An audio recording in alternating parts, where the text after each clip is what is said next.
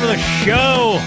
Welcome to the 312th Talking Reckless podcast. My name's Matt Eads, joined by Kevin Byer. Hey Matt, how's it going? It's going. It's going about as well as it can be in these trying times. Brandon Lynch, how are you?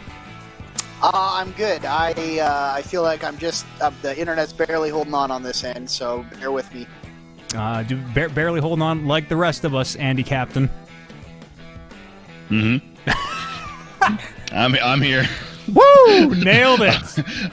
I made it. Cut the music. Cut the music. It was perfect. Welcome to the show. Every time you make me laugh, I'm just gonna like vibrate the laptop every time. Yeah, we're in earthquake mode. We're back live streaming the podcast. We got ourselves figured out a little bit. Obviously, still here over the internet for the foreseeable future. Anyways, gentlemen, how have you been? How's the last week treated you? I forget people can see me. I need to uncross my arms now. Everyone's like, "Oh, dude, no." Should I just fade it back to black and just maybe take this one from the top? Wrap this up. It's I don't know. Day by day, boys. You know. It's been the longest 2 weeks of my life. Is it only? It's been longer than 2 weeks. Stop it. Well, it depends on when you start from. Yeah. You start from the first one in Alberta. It's been more than that. Times? Yeah, I mean, self-isolation time. Yeah. Yeah, it could be so. I mean, what is self-isolating? You know, some guys can stay in their house for 45 days straight. Some guys can't. You know. I found that as someone who, you know, like I'll like going out on the weekends every now and then, but for the most part, I like staying in as well too. But now that I'm being told to stay in, it's not as fun anymore, and it makes me stir crazy. I don't like that I'm being told to do it. Yeah. I also never go outside. You can still go out and do some things, just on occasion with small groups. It's not less than 15.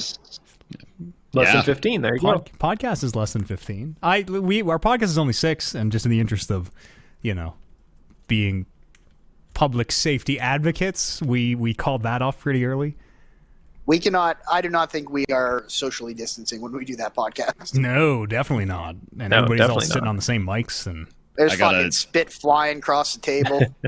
I gotta brush against Brando every time I go to the bathroom. Everyone's coming up and slapping me on the shoulder when they say hello to me. It's the deep massage when they got to scoot behind your chair. Mm-hmm. Anybody who sits across from Andy just gets like blown back. I get passionate. What can I say? So you're saying it's all because of me, the reason that we're doing this right now? Well, I'm not gonna say that. I guess it's fine. Whatever, Matt. I jest. That I went outside today. I'll have you know. I jest. I jest. I joke. I kid. I was outside today, setting up microphones and computers and all sorts of this exact thing that we're using right now, actually, for Rolling Reckless. Which, great news, is hopefully going to be back on. Hopefully, will have happened yesterday in podcast time. We got ourselves figured out, I think. And it is like, we're not in like total ghost town here yet, but empty streets at like noon is weird. I went to Kingsway Mall today just for work, and it was like a giant parking lot with like 5 cars there. Yeah, it's very strange. I've gone there with the mall closed, and it's still been more full with people who just fucking leave their campers there and bullshit. And workers or whatever. Yeah. Driving to and from work this week when it's supposed to be rush hour kind of thing, and there being virtually no cars on the road is pretty crazy. It's kind of nice in a way. Like every time I would be going to and from the studio getting equipment and stuff, I'm like, man, these roads I get used to this. Yeah, and there's no one parked out front because there's no one at school right now. Roads are always empty. Mm-hmm. There's fucking police tape around the like playground equipment in a super fucking post-apocalyptic way. Is there really? Yes. Okay, I got a legit question right now. Are we allowed to speed in school zones now? Because there's technically the schools aren't in. But you can't. So we can go like. We don't have. Well, no, we like obviously not like 70 or 80 or something like that, but we can go 150, over 30, right? Yeah, you can go whatever the posted speed limit is on the road during non-school hours. We don't have school zones here What anymore. about playground zones? We only have playground zones here now, and that's like whatever the times are. So there's no specific times. Okay, because there's a school just. I think it's 9:30. I think it's 9:30 p.m. our time is when it. Okay. The school up by my place in Spruce, they even made the speed sign. They have it set now so that it doesn't tell you you're going over the limit. If you're driving through school hours, you can go the regular posted speed. So. Oh, weird. There you go. In Sherwood Park, we always had the from an hour after sunrise to an hour before sunset or whatever the fuck it was. Yeah. And I'm like, that just leaves a lot of gray area. Well, yeah, because it's dark, and you're like, has it been an hour after? Might have been. I'm sure there's been an argument between people and government police. posted time of sunset. So it's like, well, today's sunset is at 4:52 p.m. Yeah, so as long as I'm speeding at 5:53 p.m. Video games, gentlemen, find any time for video? If everyone could just keep moving while we're doing this, because sometimes people just like look at the camera and I'm like, oh god, it's all frozen again. Yep. See, Brando's the worst because his cam is like cutting in and out. You motherfucker. I can kind of tell when I'm moving in yours because you guys all stop moving in mine. Oh, yeah. And I'm like, whenever that happens, I'm like, oh, that's not good. Probably don't sound very good right now. Yeah, just like Andy. If you're watching the video version of this, we all gotta like just sway side to side constantly. We'll try to find the rhythm a little bit. I'm opposite of you guys, which is confusing. Brando like teleports around. I quite enjoy it. Video games. Anyone find any time for any gaming? Been stuck inside. Not a lot else to do, really. Andy, you start watching Dragon Ball Z yet? I haven't started watching Dragon Ball Z yet, which I should do. I'll tell you what. I'll make this promise right now. Next time I'm on the podcast, I'll have started watching it. Ooh, that could be. Is this your last podcast? Do you have an announcement at the end of this show of like, well, it's been I'm not coming back. Also, not watching Dragon Ball. It's entirely up to you, Eats. That's I don't dictate those rules. I don't decide whether I'm on or off. It's always a pleasure when I get to be a part of it, and I just take advantage of every moment when I am. Coach calls you in. Yeah, great. You should. You should text me as you're watching Dragon Ball. I would love a play-by-play. Yeah, I already planned on firing you a message, so I'm sorry it's been taking so long, but where is that? I'm gonna make it happen. Yeah, we'll make that happen. I recently finished rewatching Dragon Ball Z Kai, and I'm now back into Super, which I've only seen like 20 or 30 episodes, and there are now 131 or something dubbed in English, which is a lot of Dragon Ball. It's okay. I don't. Have you watched? You've watched a little bit of Super, right, Miranda? Yeah, I've watched. I can't really remember how the seasons break out, but it felt like I kind of got through 3 big chunks. Yeah. Without spoiling anything, there was obviously the first thing, which I think kind of rehashes the movie. Yes. That's all the God stuff. And then I've been through, I can't remember which one's first, but there's a returning villain from Dragon Ball Z. Mm-hmm. That one's second, I think. Yeah, and then there's a kind of a fighting tournament style thing. Yeah, okay. So I think you probably seen like 30 or 40 episodes, something like that. Yeah, you were a little bit ahead of me. Mm-hmm. It's it's funny you bring up the return. It's a weird. Super is weird in a way that like I really love Dragon Ball Z, but like I don't know. It's just there are like 2 songs on the playlist, and one of them is like this really dumb like this really pa fucking goofy shit, and then the other one is just like the screaming guitar like blah, blah, blah, blah, battle music, and those are the only Dragon 2 Ball Z songs. shit. Yeah. And of course Mr. Satan's theme. But it just like it seems like weirdly low budget in a way. The animation looks really good, and like the dubbing and stuff is all good, but it's really weird. We're like, you even sent me a couple of those snapshots from the first few episodes you were watching, and the very first thing I thought of was like, man, I forgot how much better this looks than Dragon Ball Z. Oh yeah, it looks like a totally different show almost. Like the animation is head and shoulders above. I remember every time they say with a straight face, this is Super Saiyan God Super Saiyan, it made me want to close the fucking browser that I was watching on. This is stupid. It's like the season that Dragon Ball Z became self-aware is at the very beginning of Super, where there's like one of those episodes has like a whole 15-minute rundown of Goku being like, I call this Super Saiyan, and then gives you like a 5-minute like stat talk about Super Saiyan. He goes, but this is Super Saiyan 2, and he's like just going through them all. Note the elevated tips. Yeah, it's right slightly there more and lightning. Yeah. It's weird. It's very self-aware. It's got a lot of Mr. Satan though, which is good shit. And he says, brother, like you would not believe in fucking Super. To a point, it feels illegal the amount that he says brother. I think they like got the ratings in the episode by episode ratings for Dragon Ball Z, and we're like, oh, this show should be about Mr. Satan. Apparently, This show should be about Mr. Satan. people don't even give a fuck about Goku. Man pulls a gun in Kai. I can't. Oh, Andy, I can't wait. Pull the 45. This 45 is about to shoot dragon fire. What would somebody even use a gun for in Dragon Ball Z? Why would that even be like... That's a good question. Yes, you are. That'd be like pulling out... That'd be like if I went to a gunfight and had a knife with me. Like, a gun in the Dragon Ball Z universe just seems like the equivalent. I don't even need to watch the show. Because they're parlor tricks, brother. These people can't... All these guys go to the same magic shop. There's a smoke and mirrors. Parlor tricks, brother. This guy sounds all right. He's great. Yeah, he's the reason you watch the show at this point. He's very good. Okay. There's your Dragon Ball Minute. Your Dragon Ball 10 here on TRP 312. Dragon Ball Minute is never a minute. That's right. Well, just like the show when they're like, we need 3 minutes, and then 8 episodes later, the 3 minutes are finally up. Time just moves a little slower. They gotta capture the storyline. The hour Planet Namek was blowing up, going on for like a season and a half. Yeah, it was like, I think I'm not exaggerating. It was like 20 episodes or something. Yeah. Kevin, I'm like, this has been like 3 hours in like regular Brando time. Yeah. When are you going to start watching Dragon Ball, Kevin? Well, maybe next week now that I'm working from home. So gonna have a lot of time on my hands. Oh, fuck. How do you feel about the working from home life? It's going to be a real stretch and to try and actually do work. Because even when I'm at work, like if I have my phone beside me, I get distracted because it's so slow right now. And being at home when it's super slow is just going to be... You got? I might work for 2 hours, maybe. Yeah. So you work a sales desk usually. Are you still doing that same thing from home? Just people phone you like at your house instead of at the office? Yeah, so I had to bring my whole setup home, like my computer, my desk phone, headset, all that jive.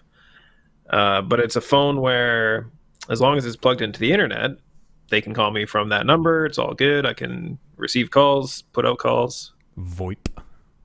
Super easy. Yep. But yeah, so I have to figure out where to put my work setup. And still be able to fuck around at the same time. So there's going to be a lot of planning involved in this. Seems like there's been a lot of good advice out there about for people working from home about trying to set the boundaries between your relaxation area and your work area. And I would just fucking... combine them. This place is too small for boundaries anyway. How high is too high to answer a phone? You know what I'm saying? Like, that's right. You're like 7 out of 10. This is the time to figure that out. I'm already have people I work with who are going to phone me at random times during the day to see if I'm drunk. That's fair. But yeah, it's going to be great because I'm not going to have to wear pants. I can work in my house coat. Yeah. I can get up 5 minutes before my shift starts. Working from home. I can get up, walk away, and like make lunch as I'm supposed to be working, or like do the dishes. A lot of people stressing over the work from home stuff, but like working from home's cool, especially if you have an office job and you're getting paid for 8 hours to do your job from home. I think working from home's cool because let's be honest, you're not gonna put in the day you would at the office. You know, you might take a little longer lunch, maybe. You know. Well, exactly. 12 Caesar lunch if you really put your maybe mind take to a nap at one point during the day. Sure. I can definitely sleep in my chair. Yeah, the phone will wake you up. Exactly.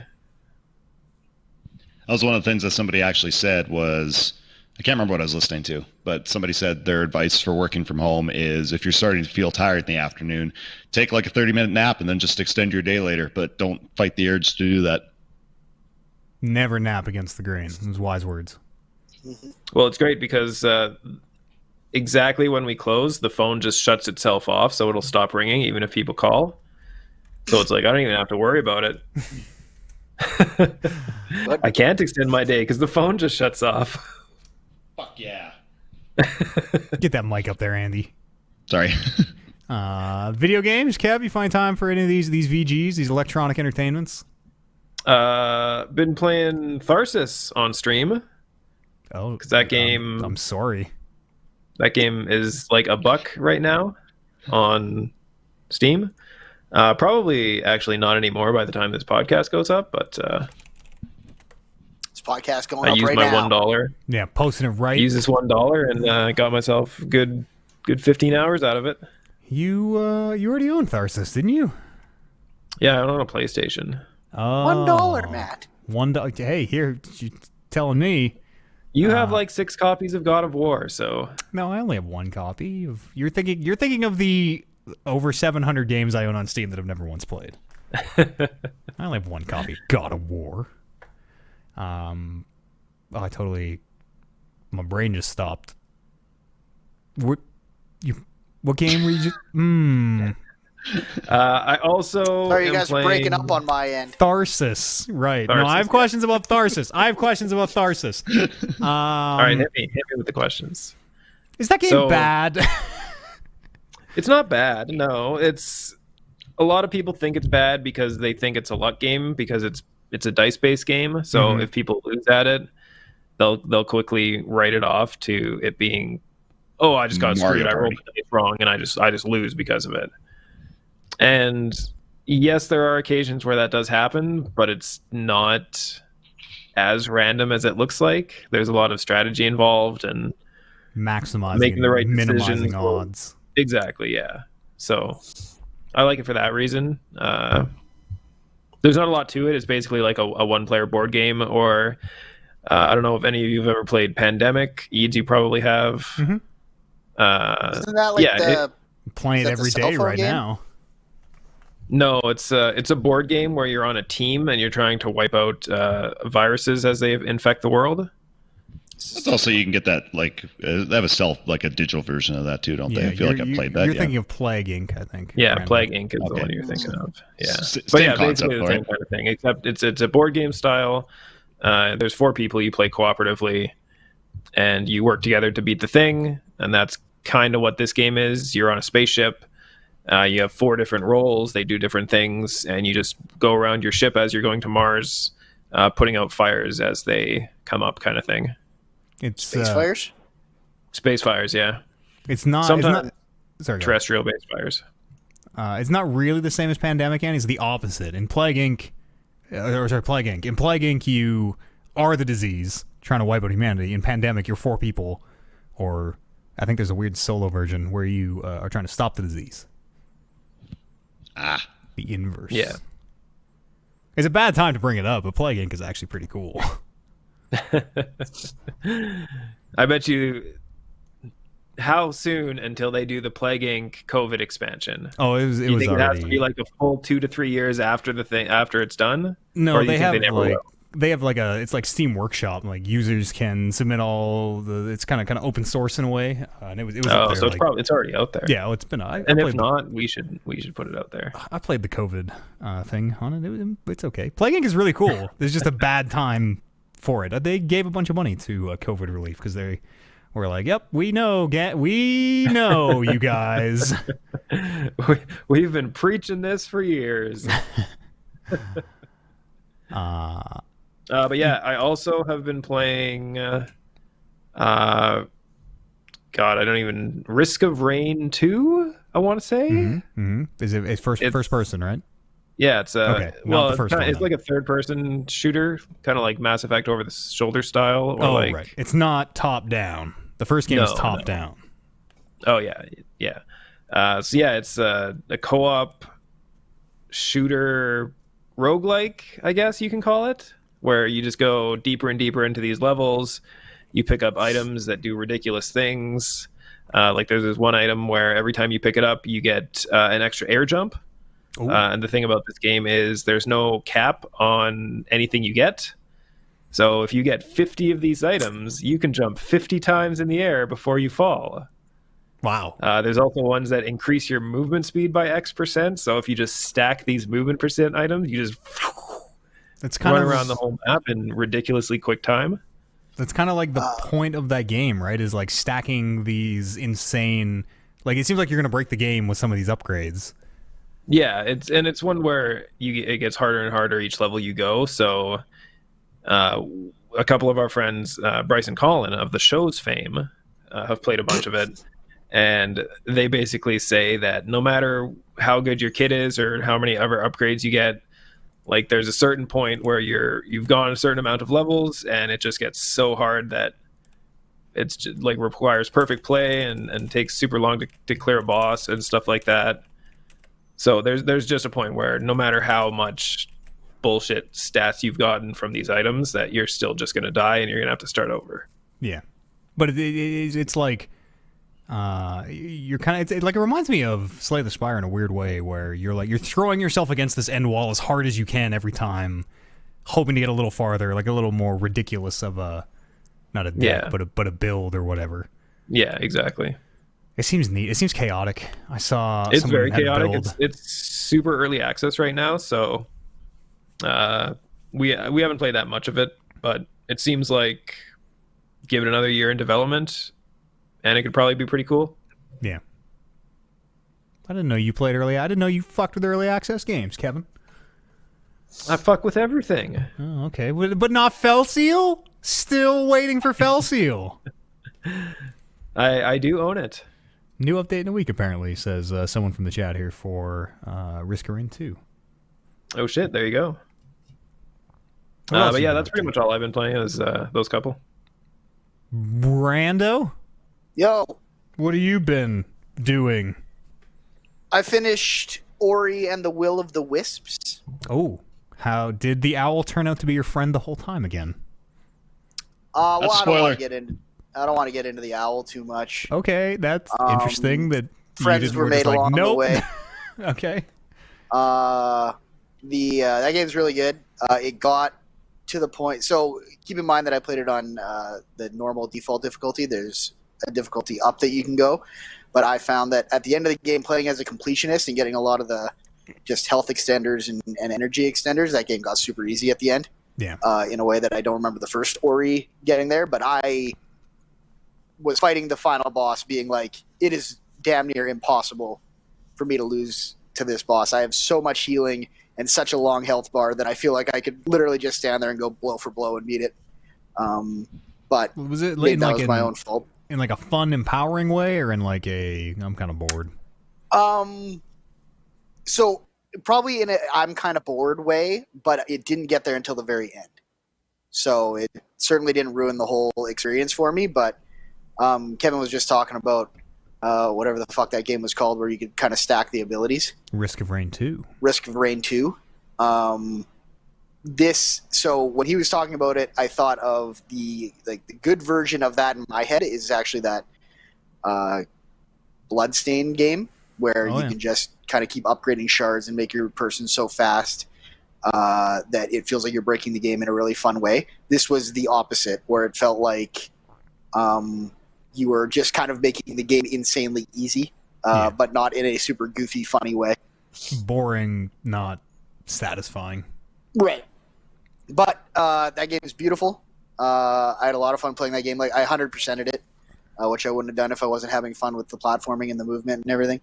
And I think because I was 100%ing it as I went is the reason that by the end it was so easy. Because I think they probably expect you to get to certain points of that game with a certain amount of health and a certain amount of energy, and I was just far past those benchmarks. So yeah.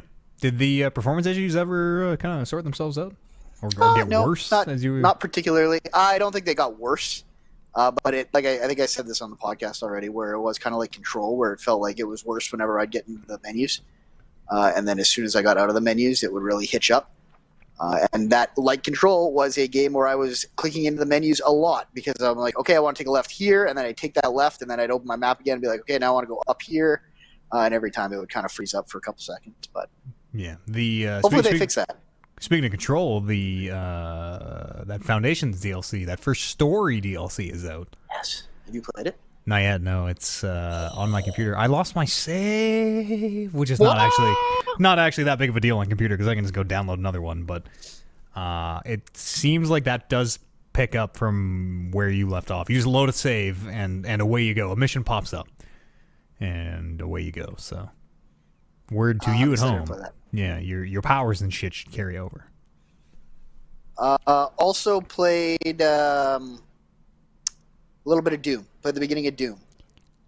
I haven't even beat the first mission yet because people came home and it was time to switch to something else. But that game seems real dope. It's very dope.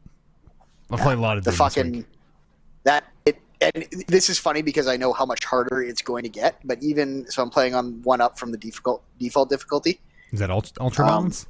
Yes. Yeah, that's me too. And even those early encounters are hard enough that it feels wild when you're doing it. Like the way that game makes me like actively lean my head and move my body around trying to dodge some of those like slow moving projectiles that come at you is crazy. And then the music's fucking popping off and everything's blowing up and you're trying to manage the kind of combat loop, and it feels real good whenever you beat one of those encounters. Oh yeah, it gets tough. I'm playing on ultraviolence as well, and there's a couple, like, overall the difficulty's pretty good. There's a couple encounters where I just died like 50 times for whatever reason. Mm-hmm. And then so I'm 15 or 16 hours in. I'm getting pretty close to the end, I think. If you watch the E3 coverage, I've seen the BFG 10,000. It's kind of 10,000. It's kind of underwhelming. A lot of numbers. I'd rather have 10,000 BFGs than a BFG 10,000, to be honest. You just tape them all together. Yeah, now we're talking. Uh-huh. But they start introducing enemies to the end of that game where, like, Doom is setting up with this very fast pace. Doom is just like go, and you're always moving, and you're always using that double dash that you have, and always double jumping. You're using these poles to swing around. You're grapple hooking. You're going through portals, and you're trying to basically manage the crowd just by moving faster than they can. And then they introduce never stop moving. They introduce these enemies towards the end of the game where you have to, like, it's like a counterattack. It's like a Bloodborne counterattack where they flash and you got to shoot them in the flash, and then that opens them up for you to do an attack. Otherwise, they're invincible. So it turns from this like very fast-paced game into, okay, I'm going to play Doom, and I'm going to kill every enemy that's not these big shield dudes, and then I'm going to play the slow counter game with the shield dude, which fucking sucks. I've fought only 2 or 3 of them. They're kind of like boss encounters, it seems like.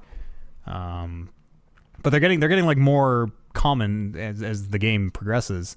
They suck. I don't find them fun at all. Like it totally takes the wind out of my sails. Where like they might as well just cut the music at that point, because you're just like, okay, I just need to stop. I just need to stand still in Doom. Yep. I'm standing still in Doom, which is fucking crazy and feels terrible. Absolutely terrible. That sucks. Not into it at all. But they seem like they're pretty late and few and far between. Yeah, it's really weird. And like, it's not that they're too hard. They are hard, granted. It's just, it's a weird design choice. I don't like the slow Doom, especially right at the end or towards the end of the game when you spent 15 hours learning how to go fucking fast. The rest of that game, Sonic. Gotta go fast. The rest of that game, incredibly impressive. Man, yeah, it is so that frame fucking rate good. Is just fucking locked. Oh, it cannot, like, it will not go below 60 on PC. It will not go below like 120 on PC. It's crazy. Are you playing on the mouse and keyboard? Yes, actually, I mostly play mouse and keyboard. I find I sometimes have to switch because my old man hands now get sore. Doom is the only game that does it to me, but because you are so fast, just circle strafing constantly, that my hands get sore, so I switch to controller eventually, and then I'll switch back. I've heard from a lot of people that, I mean, it won't happen to me because I'm an elite level gamer, but you may run into a wall playing with a controller on higher difficulty sometimes, where they're like, it's kind of unrealistic to, at full speed, make some of those shots that they need you to make. Yeah, I could totally see that. There does seem like there's a very generous amount of auto aim, even on the PC. It seems like the aim is pretty generous, where like if you launch one of those sticky grenades and it's kind of even in the wheelhouse, it'll sort of magnetize on. Yeah, I really, with the exception of those fucking shield guys, I really love it. Have you played any of the multiplayer? Yeah, I guess not. If you only just No, I've only played about 20 minutes of even the single player. Yeah, the multiplayer is a weird. So I played a bit of it. Didn't really have much to say last week. It's 2 demons versus 1 slayer. There are, I think, 6 different demon classes who like have different abilities and guns and health bars and stuff. I don't know. I don't really like it personally. Like, I really don't like it. I actually think I kind of hate it in a way and don't understand who it's for. On the press tour, they were very much trying to right that wrong from last year. Yeah, and because Doom 2016 multiplayer was just so lifeless, and they're like, we wanted to make sure we got that part right. Yeah, I don't know. I feel it might just not be for me. It might just super duper not be for me. But it's like, so the 2 demons are on a team. When one demon dies, I think it's a 20-second timer starts, and as long as the other demon is still alive, they will respawn. So you gotta kill them both within 20 seconds of each other. So you have to, it is this like, you are relying on your teammate in a way that if you get in with someone and they AFK and you're on the demon team, you might as well just quit. And like, we played 2 games today, or 3 games or whatever, and had that happen in one of them, and playing last week happens all the fucking time. I don't know if it's connection issues on PC where people get in and get disconnected, or if like there's like an unlock system tied to it if people are trying to grind the unlocks, or I don't know, but it's people just might suck. Maybe, yeah, but like, why do you just join in? Why do you even queue up to multiplayer if you just join and then immediately put your controller down? That's It's a very good question. I feel like that happens in enough different video games that I continue to ask that.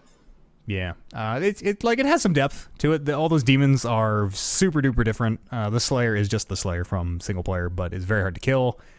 You are it is kind of a strategy thing, it seems like, where, and again, I haven't really played at the higher levels or anything, but it seems like you're kind of trying to run the Slayer out of resources, maybe, is our way to win, or, you try to play against me. I never have resources.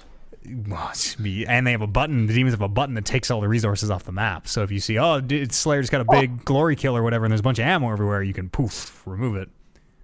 Excuse me. So what demon are you? Like, is you one of the demons from the campaign? Yeah, it's all so you can be like the Mancubus, that big thing with the 2 cannons.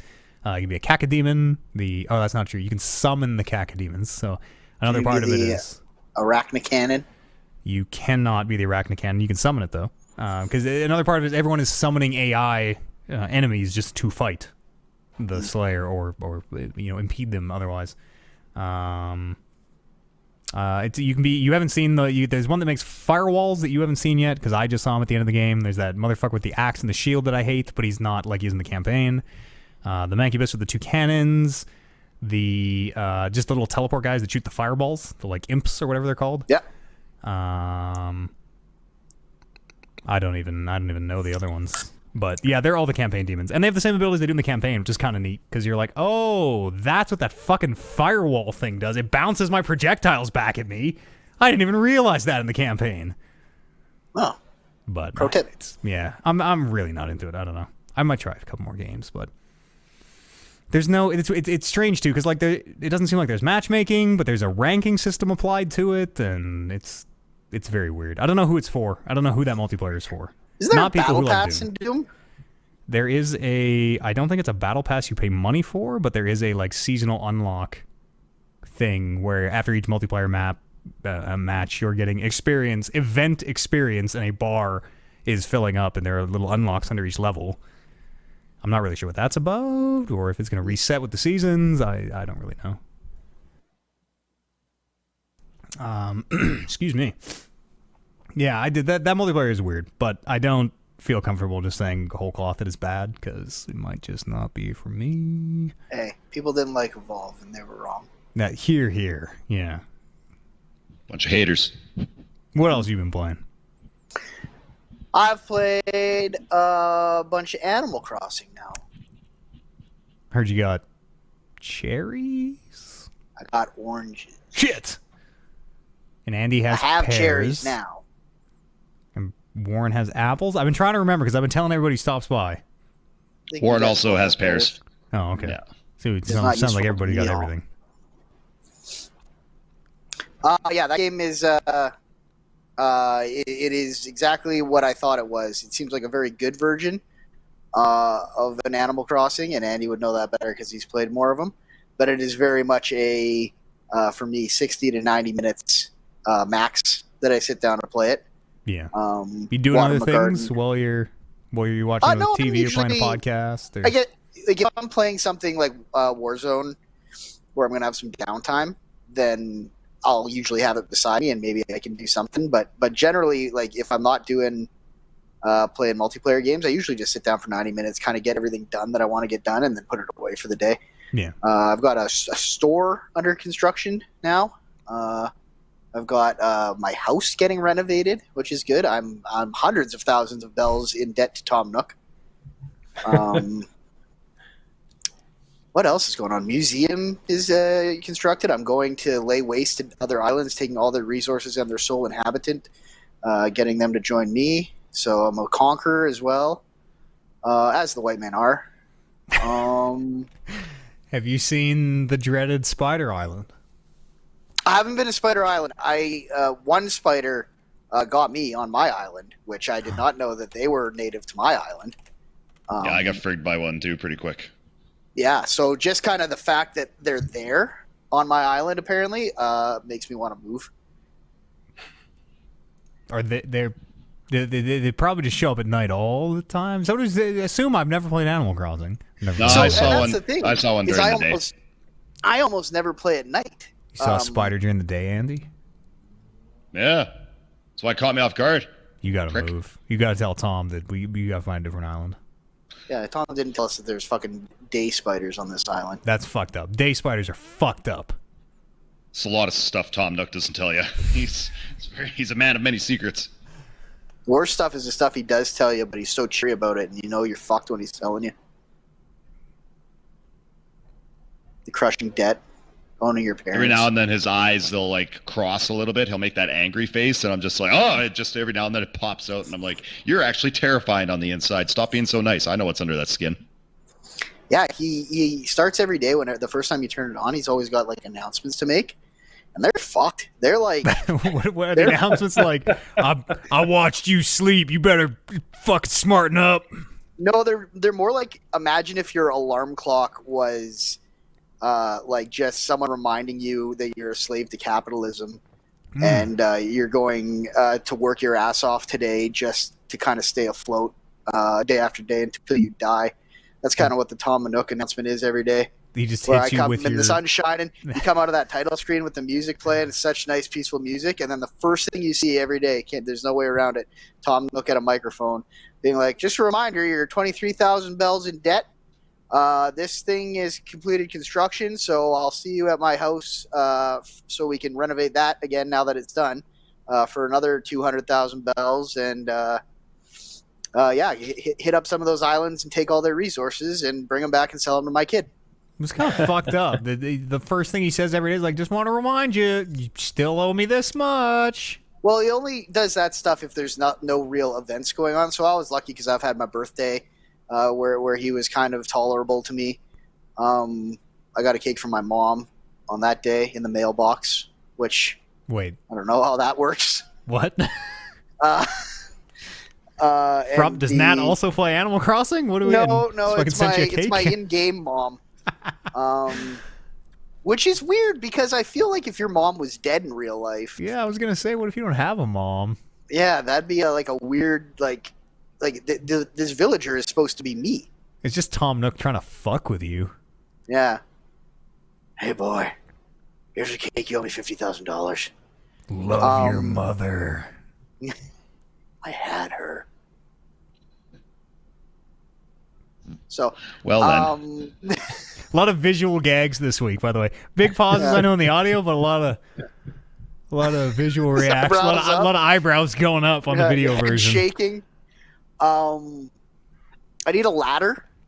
Eddie, if you could maybe give me a ladder, that'd be good. You have a ladder yet? I've offered on multiple occasions for you to come to my island, and I would have showered you with gifts, but I can't seem to make it happen. So I just need a ladder. I don't need all the other gifts. Before you get off the plane, I'll be humchucking them at you. There's Frisbeeing them through that airport. There's presents attached to balloons just floating around my island. and I'm swinging at them with a fishing net or a butterfly net. You gotta get a I don't know slingshot. how to get them down. Slingshot, eh? You go to the store, you get the DIY slingshot, and make a motherfucking slingshot. I'm not giving them more of my money. I am hundreds You're of thousands. gonna whether you want to or not. You might as well go get the slingshot and get the presents. Spend bells to make bells. Yeah, think about how many bells could be in those presents. You know where the bells are? They're in the rocks. You fucking just hit the rocks with a hammer and all the fucking bells come out. You gotta sell squids. You gotta sell tarantulas. So have you guys been cheating? No time Do skips. not admit to. No. I'm team no time skips. Yeah, is the time skip the same as the item dupe? I know there's an item duplication bug also.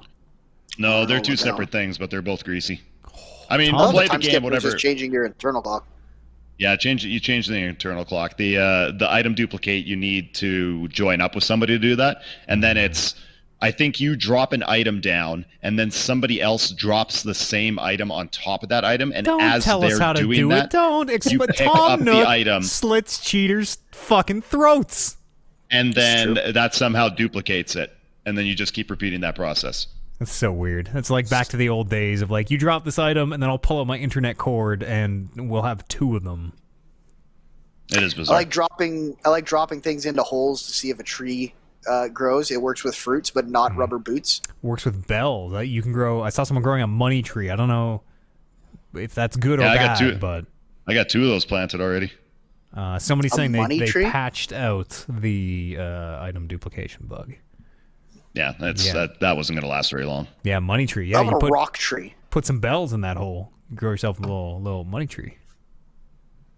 I went to Bamboo. I spent like 45 minutes on Bamboo Island. What's on? And Bamboo I have so Island? much bamboo now. It's bamboo, man. I also ended up there as well too. I got a bunch of roots and then collected a whole bunch. I was like, oh man, I'm gonna have so much of this bamboo, and then when I get the DIY project that takes it, I'm gonna use it all. I haven't got anything that is even useful for bamboo at this moment. So, but I'm ready to plant a whole bunch. Problem. I had probably 40 bamboos. There's two different kinds of bamboo. I probably had 40 each. And then when I get to the end of the day and didn't find anything to use with them, I just sold it all. I just give it all to Timmy. And he's like, I'll pay off half your house if you give me all this bamboo. You didn't have your house yet? I had my level 1 house. Oh, you should have put in storage. You should never sell resources. Don't ever sell resources. Where do you get the money? That's an Animal Crossing no. Yeah, make stuff. You build shit. Ask Timmy and fucking Tommy what the hot item of the day is, and then go get resources and build those hot items. Go ask Timmy and Tommy what the hot item of the day is. Talking to Timmy and Tommy is a Animal Crossing no in my book. Whatever you Those can do. are two very good men. Extra bells. I'll do anything for these bells. Maybe not at the same time, Timmy and Tommy, but all right, fine. At the same time, if that's what you want.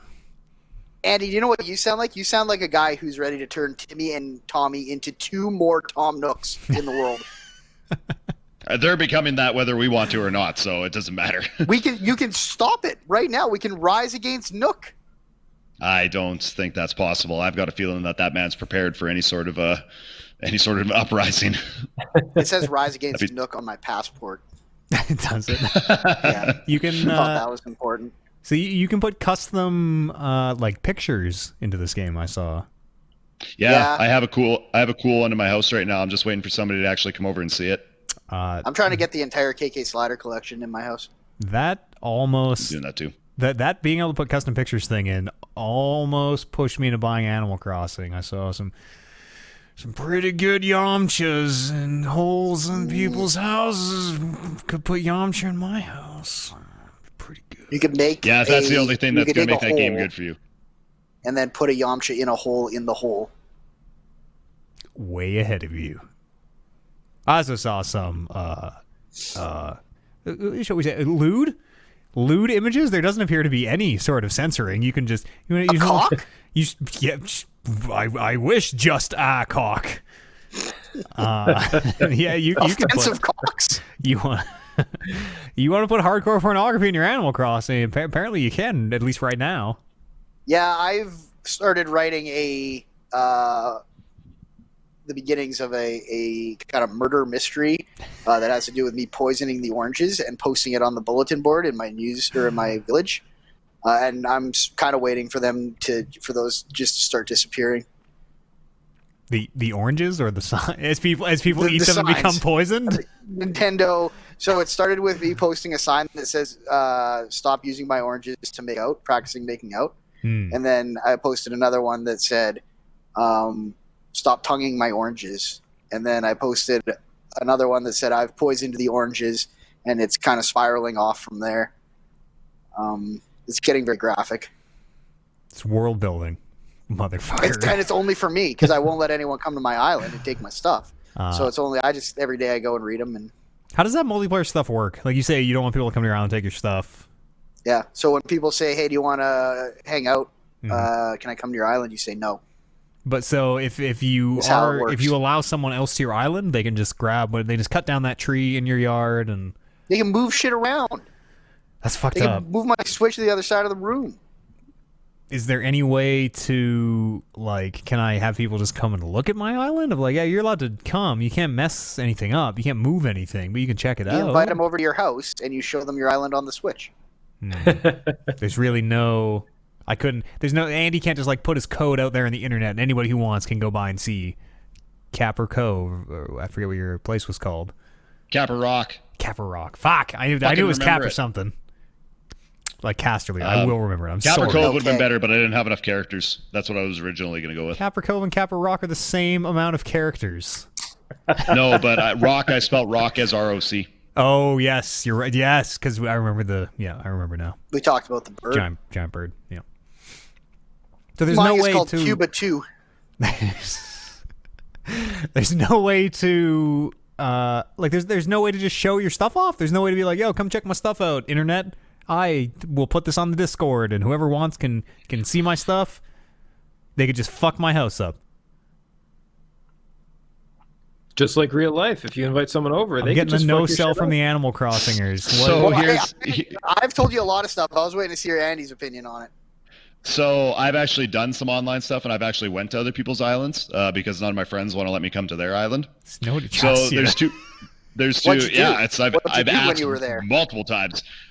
So first off, how it works is if you have friends that are coming to your island and you're okay with them chopping down trees and digging holes and all that kind of stuff, you can add them to your best friends list in your Nook phone, and then they have full reign of your island. They can do pretty much whatever it is that they want. If you don't want them to do that, then you just don't put them in your best friends app. But you can still go to other people's islands and take fruit and flowers and anything that isn't nailed down. I don't think you can actually take like stuff out of people's houses and benches and things like that, but you can grab kind of any of the resources that are just lying around. You can fish, you can get bugs and do things like that. Well, if you came to my island and took all my fruit, would my fruit not be there in my game, do you know? Like, are you denying me the resources by taking them, or is it like you get the resources, I log in, my trees still have fruit, I can get some fruit? I'm gonna not give a confident answer, but I'm pretty sure that if I come and take them, then it's gone. Interesting. So what's there and what I take will be gone after I take it. It's like I don't know. But real is a dumb way to phrase it. But it's like a quote it's a connected online world that everybody. Yeah, kind of. Interesting. I'm building a sniper tower to take down the planes that are coming to my island. Yes. It requires 500 softwood. Big pit trap in front of my house. So there's two ways you can visit people's islands too. You can do the Connect on Switch thing, obviously, but they also have dodo codes where you can post a code, and then anyone who enters in that code, they can come to your island. So that's how I've been doing it. I've just been going on Reddit and getting people's dodo codes, and then going to their islands, taking all their fruit, and then when they ask for something in return, I leave. Are you saying like dodo, like the bird? Yeah, they run the airport. The dodos run the airport. I'm with you. Yeah. So so I've been to a couple islands and trolling an Animal Crossing. You're as bad as Tom Nook. Some might say worse. I fucking high five that man every time I get back. He's waiting for me outside the airport. He's like, brother, you get They're it? con artists. Oh, too, yeah. Man. They'll fucking take your fucking Nook miles and give you fucking shitty tools with them. Give you a Nook inch, you take a Nook mile. Am I right? Pa pa pa pa pa. I was at one island and I stole stole the guy's peaches, and he's like, "Hey, anybody got a pole?" And I left, even though I had one. This is weird. I I cannot it wrap my head. It would have been so easy for me to make another one too. It's like 10 wood. I wouldn't even have cared if I gave it to the guy. That's fucked Yeah. up. That's cold-blooded, man. That's cold. Give me your peaches. I took like 20 peaches. You've changed. That's why I won't Andy. let him at my island. Well, I cannot wrap my head around this multiplayer. Like, I have to almost see it in action. Can you have more than one? Can you have like 10 people on your island at the same time? I don't know what the limit is, but yeah, you can have more than one person. Which since I was going to kind of go into this. The multiplayer is set up very poorly, as Nintendo does, where whenever you're like entering in to go to somebody's island, I thought that it was just going to be like, hey, I want to go to Brando's island, so I just like walk onto the island and he just keeps doing whatever it is that he's doing. But every time you go to somebody's island, it's got to be a friggin' spectacle where it's got to like do a whole animation of the plane coming in and you walking out of the airport. Nobody can have any menus open if you're trying to connect. So even if you have 4 people on your island and one of them is in a menu, somebody else can't enter a dodo code and come to that island because it interferes with it. And then when you come to the island, it has to stop what everybody's doing and show you coming into it. So you can't just like enter. So if there's like, so when you're going online and grabbing codes from Reddit, there's like 8 people trying to go to one island. So you got to wait for every fucking person to come onto the island. And then if somebody leaves, you have to watch them friggin' leave. It's so annoying. What the fuck? So it's very Nintendo? frustrating. What the It should fuck? just be Nintendo-like solution. It's a I just don't think that they expected people to go online and stop try it. to Stop do it. this. We've used that excuse with Everybody Smash expected Brothers, someone to This go this online. this isn't Mario an excuse, Maker, with all I'm not the- even giving them. That's so I'm fucking not trying to stupid. justify their decision here. I'm saying it's ridiculous that they wouldn't think that that's the way that people want to do it. Like, I should be able to enter a dodo code, go to somebody's island, and just run onto the island, and everybody can just keep doing what they're doing.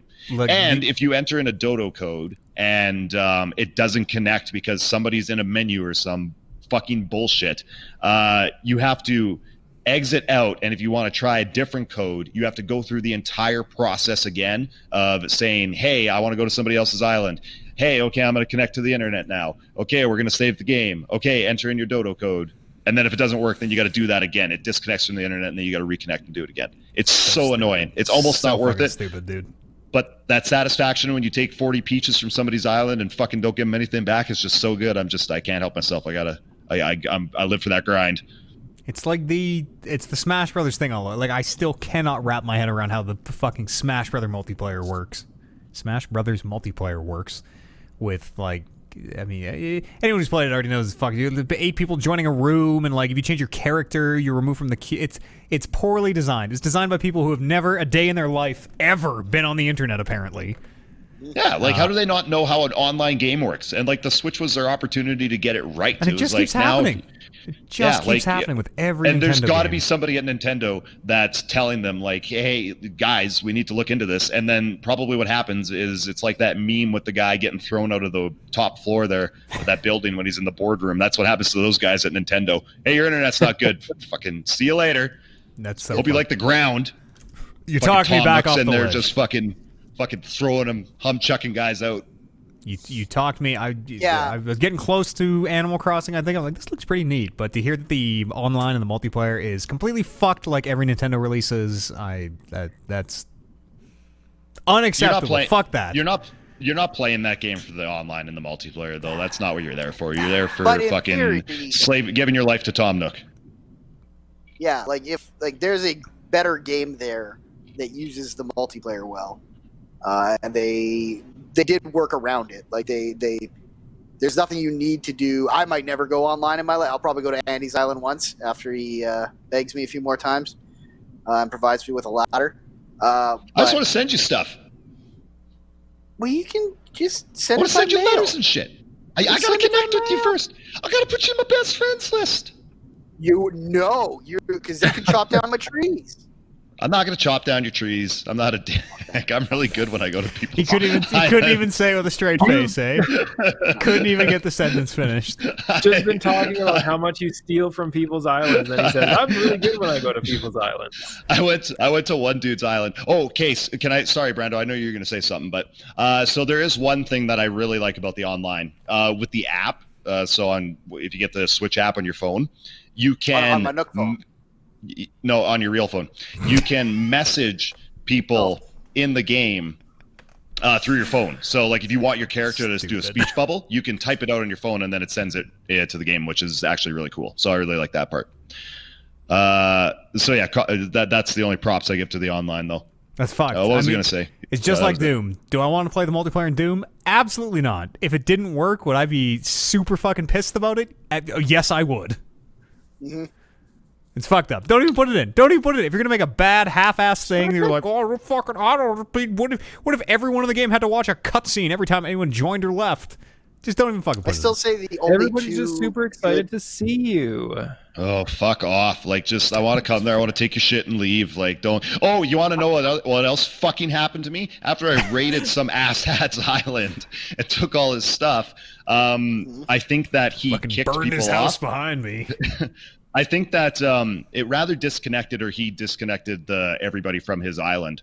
If you don't leave through the airport, you don't keep your resources. So I caught like 15 fish, took a bunch of fruit, and then it was all gone when I left. That's probably how you fucking handle people like you. Yeah, I was gonna say maybe that's a safety precaution. Like, it's going bad. Pull the cord. Pull the cord. Yeah, this guy literally came to steal all my shit. That's still stupid, though. That's dumb. He took 50 peaches and then wouldn't give me a pole. One pole is all I asked for. It's like play 10 game software. like normal or time skip. I don't care. Yeah, I'm not helping you. Weird. Nintendo, like Animal Crossing is still a great game. That game is not for the multiplayer. You're not getting that game for the multiplayer. So, but like, it'd be so cool if it worked really well. Because like, I want to see other people's houses. You know, if I want to build a collection, thing, right? Like, I want the boys to come over and see my 18 Yamchas. Well, see, if you're connecting with friends, then it's totally fine. Like, it works fine. I want everyone to see my Yamchas. But that's the problem. It's such a fuck around when you just want random people to come to your island, because yeah, like, if someone's being a dickhead and coming and then leaves right away, and I got to watch a cutscene twice and then watch the cutscene for when the next guy comes in, like, fuck off. Just, stop it. We're all going to put these gold tracksuits on and do this cocaine and get in the Yamcha hole. But Nintendo won't let us. 18 is too many Yamchas. Well, I don't know how many people can. I want a Yamcha for everyone who connects. I don't know how many people can connect. So, I mean, if it's only 10 can connect, we have 10 Yamchas maybe. But you don't have someone be no Yamcha. I will gladly be no Yamcha. It's dead Yamcha. It's dying Yamcha. The only Yamcha you want. Animal Crossing, New Horizons. What else? Who are we even talking to here? Brando? We're talking Brando, yeah. I think you hit my big three. What about you, Andrew? So I've been playing Animal Crossing. Fucking over these. I took all these nerds' peaches and then told them I hate them. One guy was just like, he threw in the chat, he's just like, don't take my flowers. And fucking took some flowers. Cracked your knuckles, took all his flowers. That's so fun. Like, I personally know how hard I worked on my flowers. And if someone, like, I won't let anyone over there because I don't want them to take my flowers. Yeah, you just don't have to post it online then. Nintendo doesn't want you to do that anyways, so they clearly never thought that this would be an issue. They should let people come over, but they should give you a shotgun. Tom Nook's probably got one. You just got to ask him. Everyone puts a bomb in their pocket, and you can at any point just detonate that individual if you think they're fucking with you. So I don't have much else to say about Animal Crossing. I'm opposite than Brando, where I really like that game. I'm into kind of those builders and Brando hates it, like making stuff. Well, it's not. I shouldn't say that. I know that you don't hate it, but scolding review. Well, where you're like a 90-minute player, I'll play all afternoon now. Like, I just love collecting the shit. I like making stuff. I like trying to make T-shirts and doing all that. Like, just everything about it, I just find so joyful. So, it's a really good game. I was going to offer some tips for anybody that's playing Animal Crossing, if I can do that quickly. Sure, yeah, by all means. So first off, don't sell your resources, Brando. You should never do that. I really like this one. There is no item of the day. Also, too, when you're bashing rocks to get. Day? Where do I find this fucking item? What does that even mean? When you're bashing rocks. Talk to you, remember? Ooh. What? The fucking kids? Which kid tells me what the item of the day I got? Tommy and Timmy? Yeah, they'll fucking tell you. Have you built your shop yet? Under construction. No, it's building now. Yeah. Oh, okay, so that's why then. After the shop gets built, you can do item of the day. Oh, so there was nothing better for me to do with my resources than sell them to Timmy. You hold on to them. That's why you got to hold on to those. Where? I'm gonna have a house. fucking house full of bamboo. This isn't Skyrim.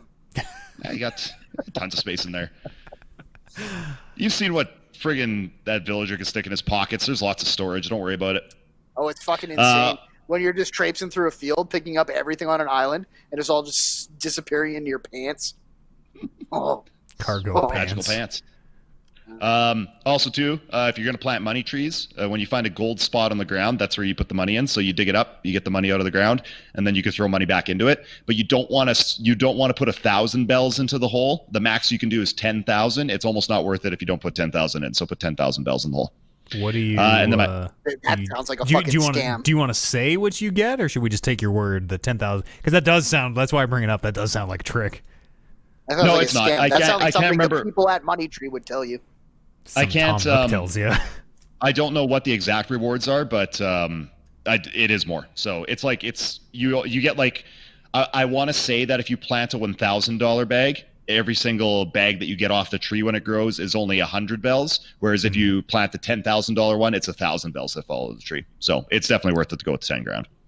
It sounds like a lot like a pyramid scheme meeting where Andy's like, "Well, I don't know the exact benefits and the exact amount. Give me these. Look, There's dividends to be had by all. I just don't know the hard numbers."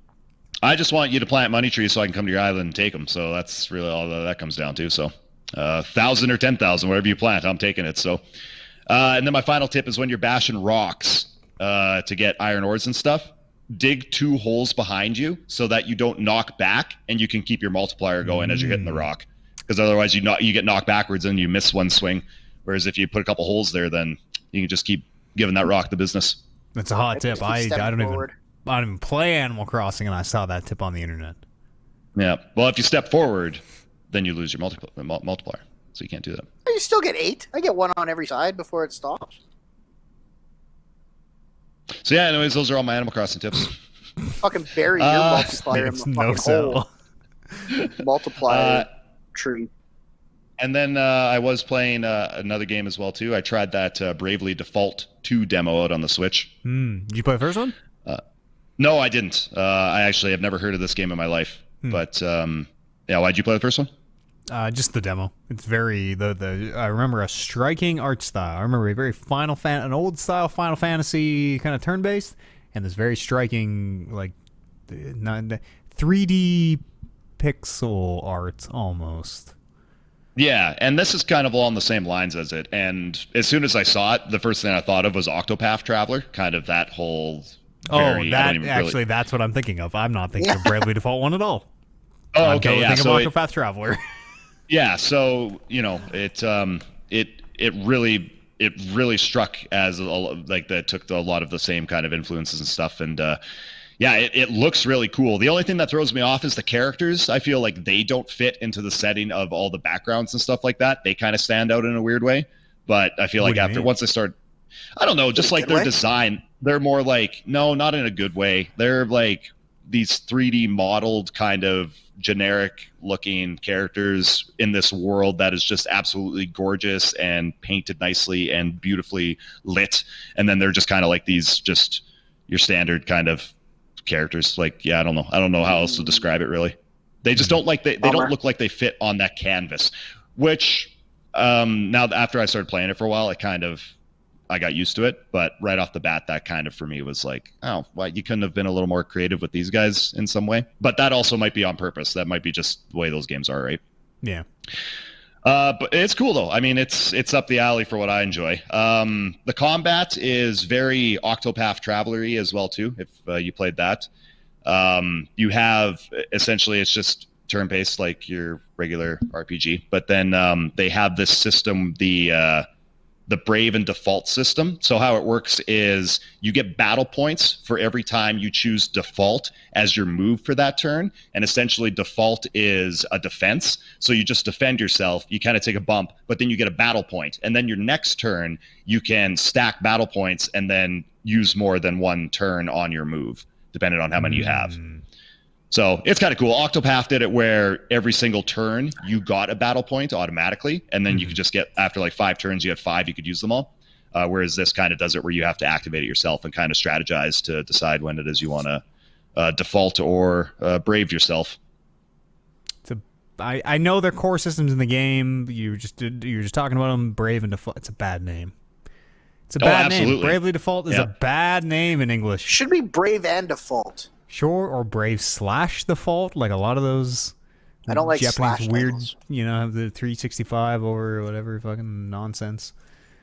I don't know. Bravely Default's kind of a. What does that even mean? That doesn't mean fucking anything in English.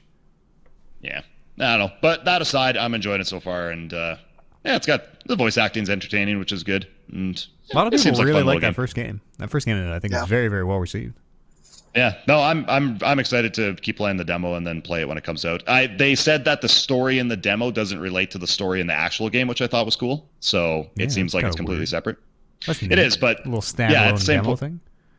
Yeah, that's kind of I like that because most of the time they'll say, okay, we're gonna do this demo, and then it's gonna segue into the actual game where, this makes it feel like if there's so much stuff that they have to change because based off the feedback they get, then they can just completely blow it up and it's no harm, no foul, right? It's not connected to any of the actual main game story, so it doesn't really matter. Yeah. So, but it's cool though. I like it. It's gorgeous. Like it looks really good. So.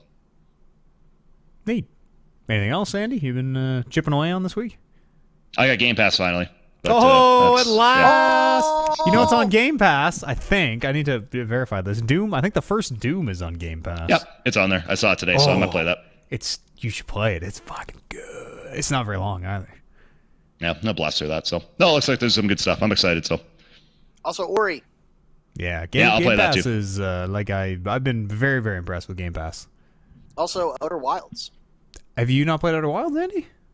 I haven't, no. That doesn't. It never struck me as a game I'd be interested in, but Talking Reckless is 2019 Game of the Year doesn't strike me. Well, but he never really thought it was going to be his Game of the Year, right? But then he jumped into it and it turned out to be awesome. So the same thing might happen to me. Now that I have it, I'll play it. It's there. I might as well dive in, right? Who's he? He never thought it was going to be.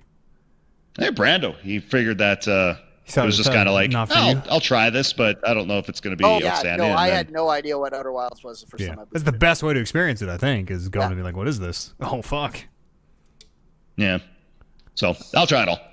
Yeah. I played a lot of Valve's new video game, Half-Life Alyx. I almost accidentally said Half-Life 3. I had to stop myself. The new Half-Life game. Ask me anything about Alyx. It's so I've spent I'll say I'm maybe 8 to 10 hours in, to the point where when I close my eyes, I can still see the VR chaperone in real life. You've gone insane. Yeah, I'm getting there. Yeah, I'm getting there. Is this the best VR game you've ever played? It is the most polished. I'll say it is. It looks and runs incredibly. What is better?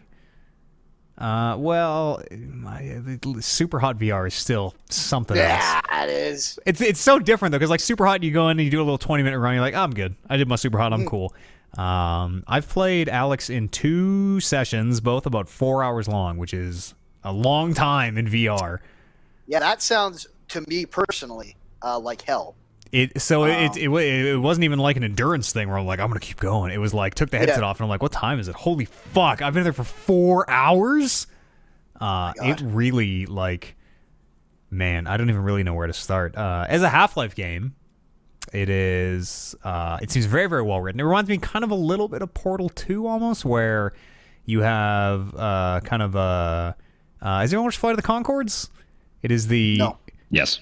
The manager from Flight of the Conchords, his first name is Reese. I don't know the actor. Reese something is the actor's name. I should look him up. Is he a New Zealander? He's a New Zealander, yes. Do you know his name, Andy? I can picture his face in my head, but I don't know his name. I'll look up the name of the actor. He's like your on the comms dude. He's like your buddy. Is it the guy who plays the crab in Moana? No, that's look this up because I don't know. No, dang! Now they're both. That's the curly-haired guy. What's the curly-haired guy's name? Jermaine Clements is the big dude, and him. So he's the crab in Moana. Let's see here. I'm looking up this actor's name.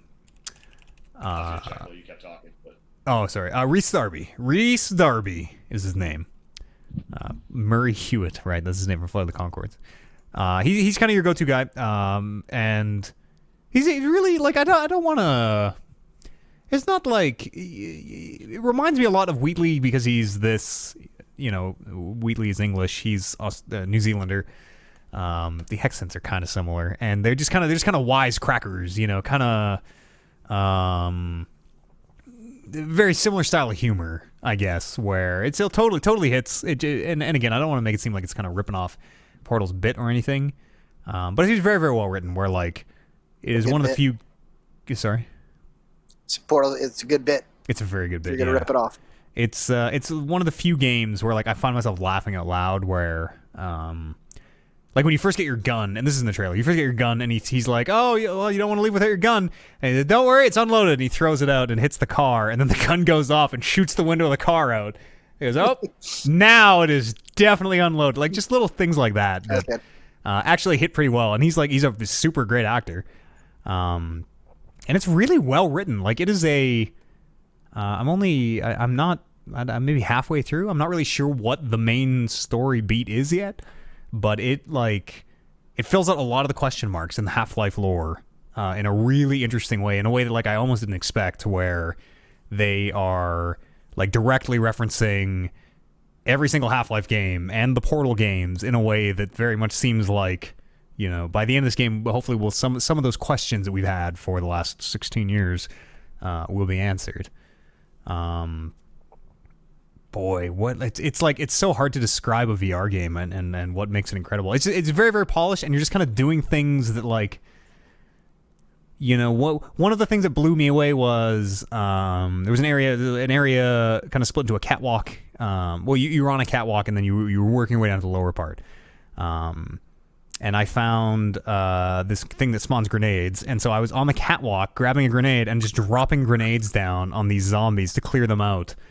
Which is like a really basic interaction in a video game of like, oh, I'm just throwing grenades from up high.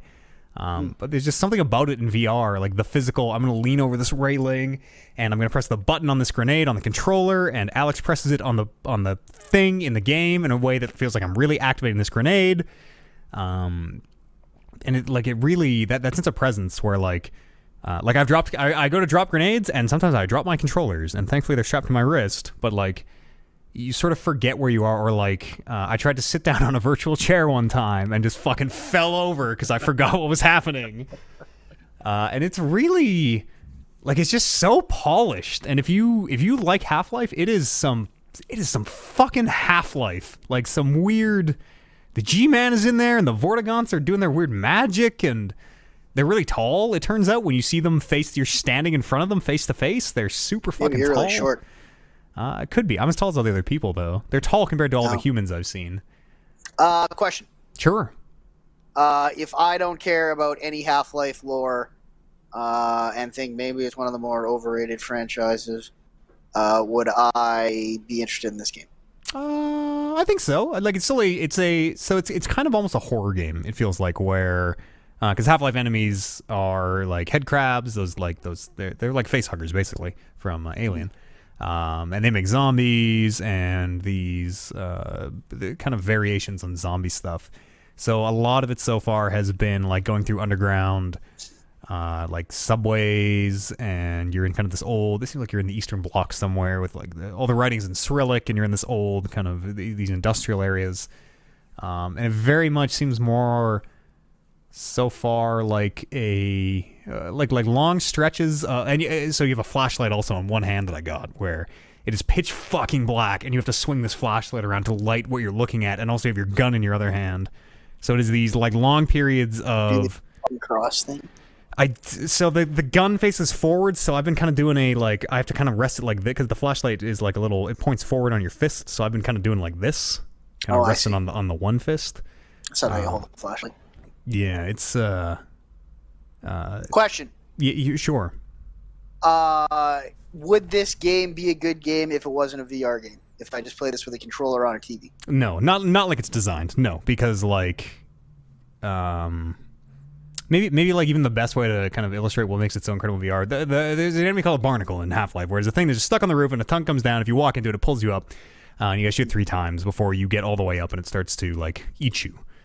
In Half-Life, they're a joke. In Half-Life, you're never gonna die to one because you see the tongue, away you go. In Alex, sometimes you don't see, or sometimes like I've thought that they were like just like cables coming down. Sometimes you don't see them, and you walk into one, and it starts pulling you up. And again, in Half-Life 2, that's no big deal because you're just like, oh, I'm good. In Alex, you start moving up and have no idea what's happening. Your screen is like going dark. You're like, what the fuck is going? And it's like all these like 2 barnacles in Half-Life Alex is suddenly this harrowing thing to get through. Whereas if you had a controller, you just go, all right, let's keep going. And right. So, like same thing. It makes Half-Life enemies like scary. It makes that world make sense in a way where like Half-Life is kind of an easy game. The zombies can never kill you. You have to be kind of bad to get caught by the zombies. Whereas in Alex, because you're much slower and you know you're not fucking Gordon Freeman, you're not super powered. They're really scary. They're really fucking head crabs are really scary. The way they launch themselves at your face, and like you can get your hands up and you can catch them if you're really fast and kind of throw them away. But it's some of that stuff is. Sorry, go ahead, Kev. Can you duck the head crabs? You can duck the head crabs, yeah. I grabbed an office chair at one point and managed to like catch it on the office chair and kind of throw the office chair away. That's pretty good. Yeah, there's all these just simple little interactions that exist in real life, but when you're doing them in VR, they suddenly, you don't even realize that they're putting you in that space where like, oh, I'm dumping out a bucket to get the shotgun shells out so that I can put the shotgun shells in my gun. And then I got to flick the gun closed and pull the thing on the side. Excuse me. It's just really, really well polished. Sure. Does the game, the VR stuff, ever feel gimmicky? There are some spots like that grenade dropping thing where if you stop and think about it, you're like, well, this isn't here because it's a VR game. Like this makes no sense in video game design now. It hasn't yet. No. The hacking games are all different and really interesting where they're throwing these like in the world kind of holographic puzzles at you. So you are like one of them is you have this holographic sphere in the world that you can kind of manipulate, and you have to kind of move a light around to make these things touch. And like it is very good, solid, kind of the lessons we've learned about VR until now, but implemented. It feels very, very well. Implemented maybe the best they've ever been, where the shooting feels incredible. Like reloading your guns is tactile and feels good every time you like push a button or pull a lever. The gravity gloves, the Russells, because that guy's name is Russell who invented them, is very. Those are fun. It's gravity very gloves good. Like Mission Impossible climbing the outside of a building. Gravity gloves like an item. Let's pretend gravity gloves like maybe you're playing this in a chair and you can't physically like reach into drawers, so you need to be able to like flick an item. You know the gravity gun from Half-Life? Yeah, it's a force pull. At least that's all mine do right now, is you can just flick an item into your hand and then you catch it, which also feels really fucking good when you're doing it. Last question. Are you Alex? You are Alex, yes. Okay. Yeah. It takes like 5 years before the end of Half-Life 2. So 5 years before Half-Life 2, basically. Alex is a pre-existing character that we know of? Yep, she is kind of your main like AI companion in Half-Life 2 and Episode 1 and Episode 2. And at the very end of Episode 2, spoilers, 14-year-old spoilers, her dad dies. And that's where it gets left off. Her dad just gets like stone cold murdered, and she goes, because you're playing Gordon Freeman, she goes, Gordon? And then the credits roll, and that's it. And then we pick up now, and like they allude to that stuff in a weird way where there's these race of creatures called the Vortigons who are like out of time, and they are referenced. They're like, your dad is dead, and she's like, what? No, he isn't. Well, he might be. He will be. It doesn't matter. It's all the same. It seems good. I am super excited to finish it. Hell yes. It's very good. It feels weird talking about a good Half-Life game. It feels weird talking about a game that I cannot wait to get back into VR and play.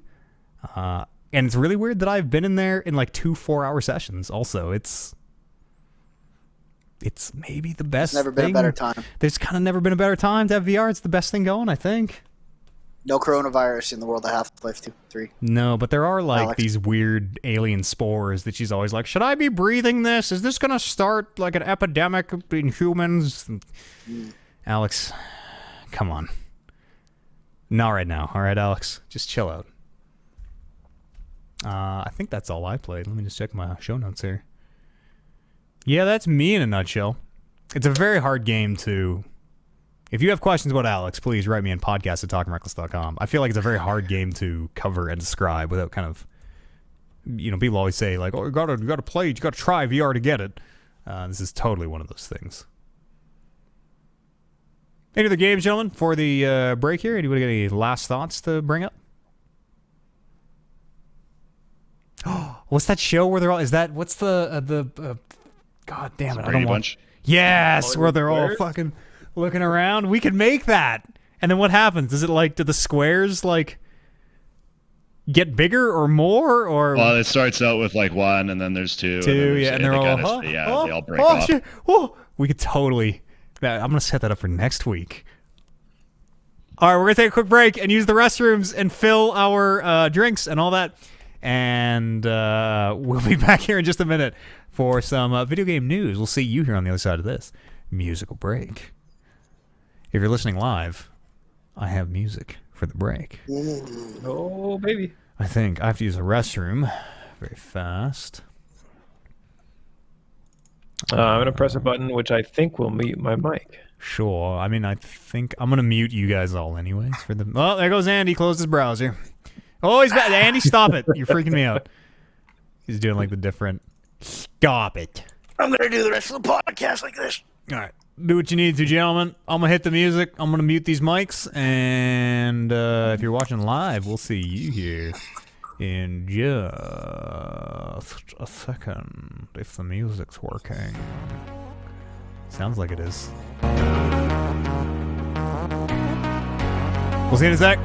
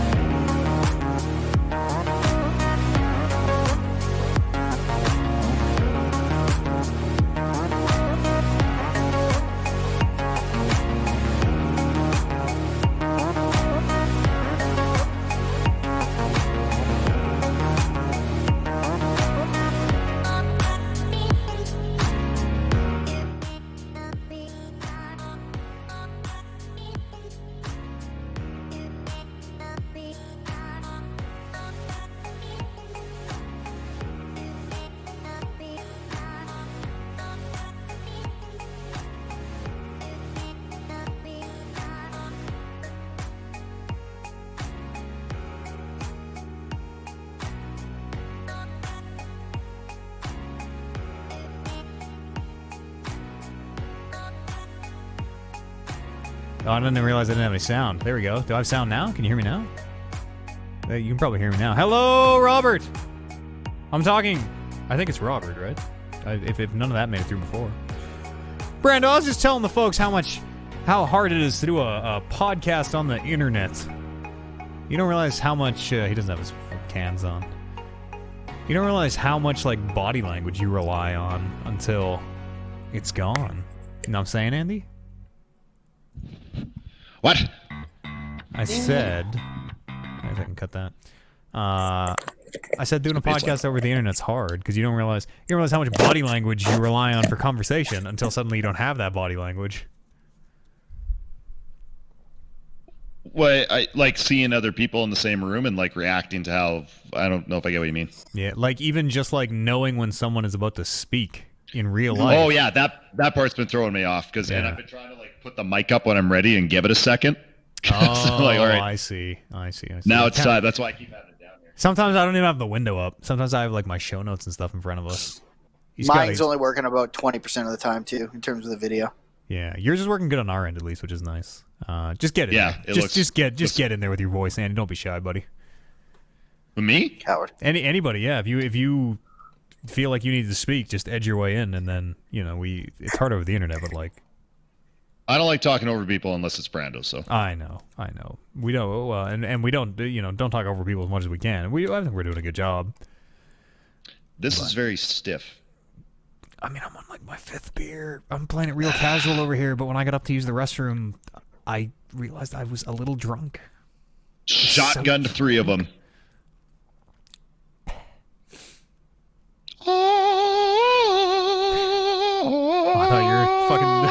I thought you were doing the beginning of anybody.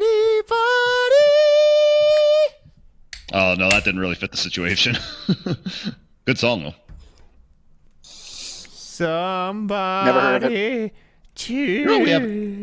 We haven't had Bud Light Platinums in a while, Brando. We got to dive into those again one of these days. Because every time we have Bud Light Platinums, I get absolutely fucked. I know.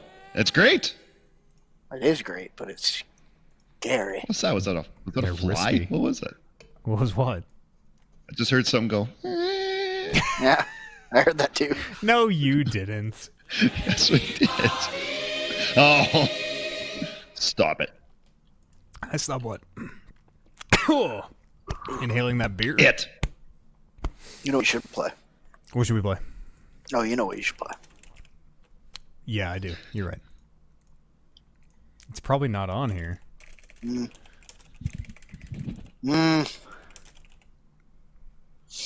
The same name song by Akon is. Oh, it is! Woo! Of course it's on Spotify.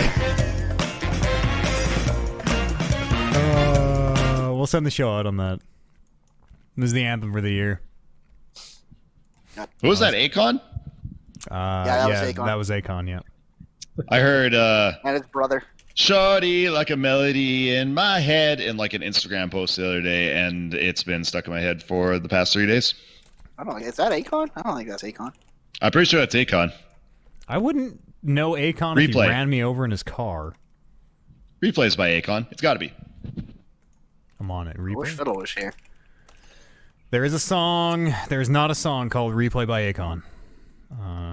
Ayaz? Ayaz, yeah. If that is how it is pronounced, there is a replay by Ayaz. There it is. Turn it off the stream. You guessed Oh, bam. Twitch. That was the Giant Bomb Waiting song. Dude, I've never I've never Aw. heard of.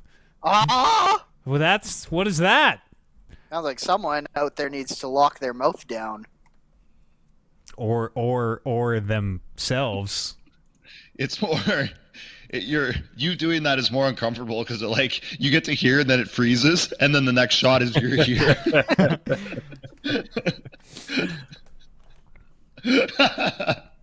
It didn't quite do it that time, but kind of. Never in my life have I heard of such a tremendous video game podcast as videogames.com/Giant Bomb. All right, gentlemen, to talk about some news here or what? Let's do it. Give me Fire it up. 1 second. Also, 1 second. I need to pull up Sure. the news. Ask me questions about news, gentlemen. Here on the life of these internet podcasts, the world that we live in now. I need some question askers. Or it's going to be me reading point form notes for the next 30 minutes like usual. I asked 5 about Half-Life Alex. I Yeah, don't give a fuck. appreciate that. Look at that. That is a good... You know who gives a fuck about Half-Life Alex? Not Brando. It's a good podcast. Akon has a song called Wakanda. That's good. That's a man who knows how to capitalize. Oh, Smack That. That was the song I was thinking of from Akon. Smack that. Give me some more. I don't know. Till you get so smacked that. Oh, That's Akon. Mellow Jam. wonderful. Yeah, and Eminem. Eminem? Yep. And you ever I'm heard... ready. All right, let's do it. Have you ever heard people from New Zealand say Eminem? Now I have. They love Eminem in New Zealand. Gentlemen, let's talk about some news, shall we? Do we need to bring that in again? We have to either start pre-Eminem or restart.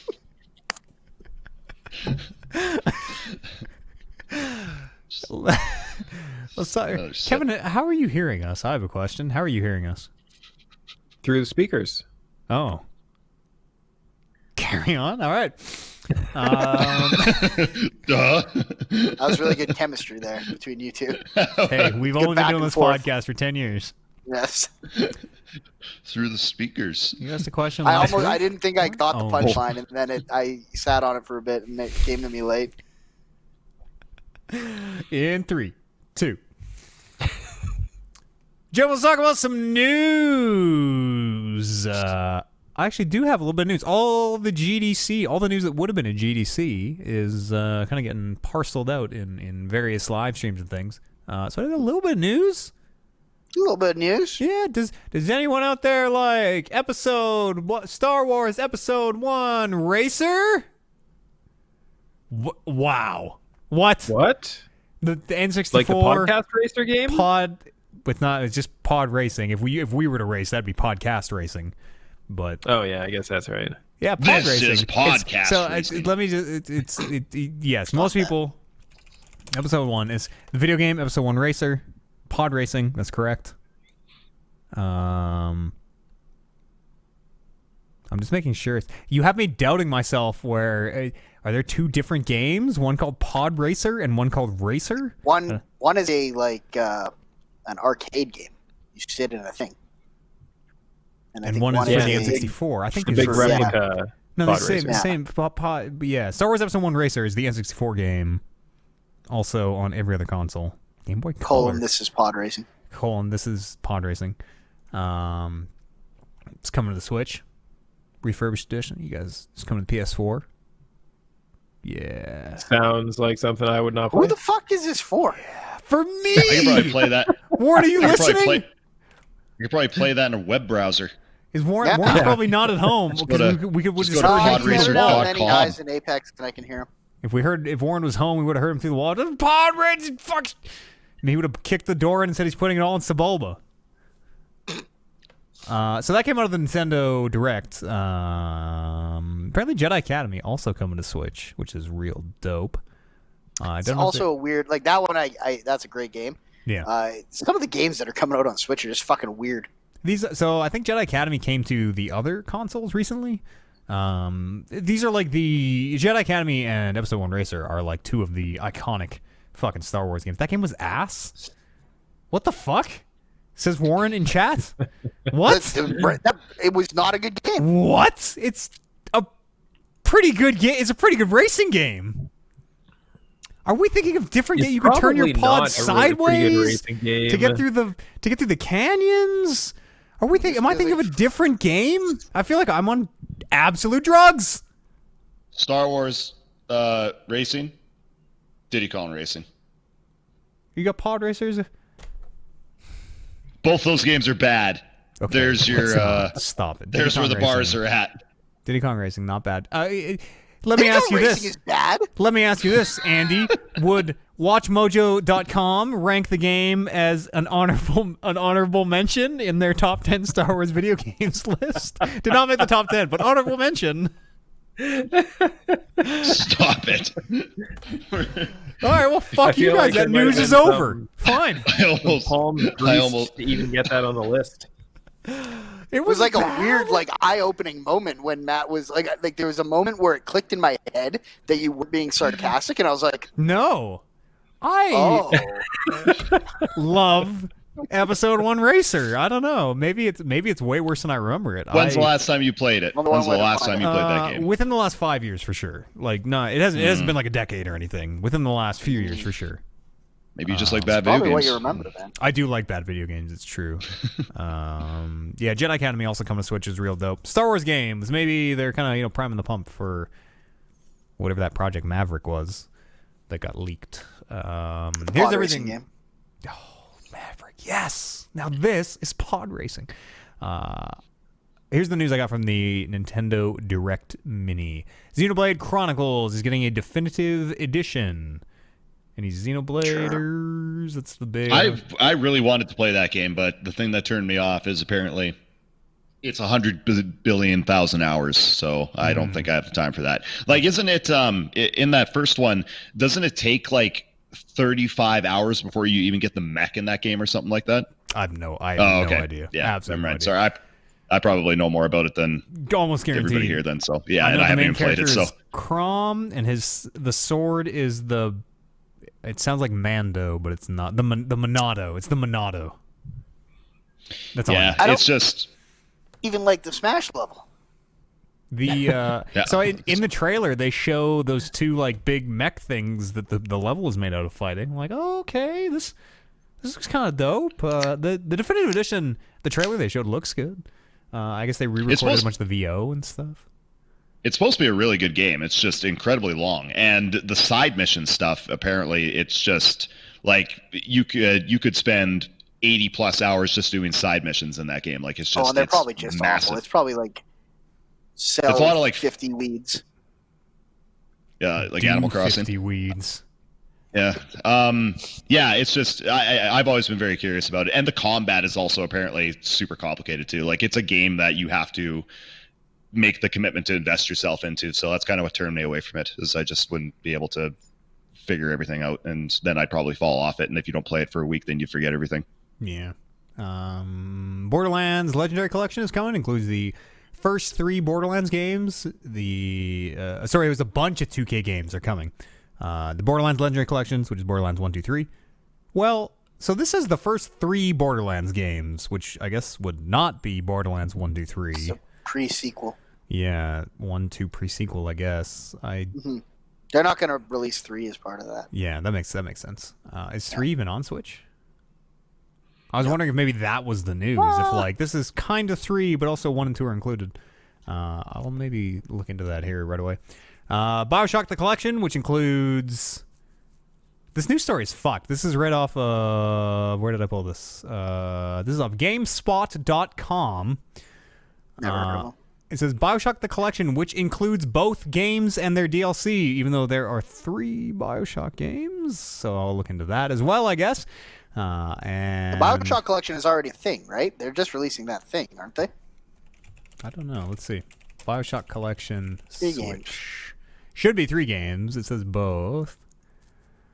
Maybe they just released the good ones, so 1 and 3. I need to verify my age here. But then you don't get Minerva's Den, which is dope.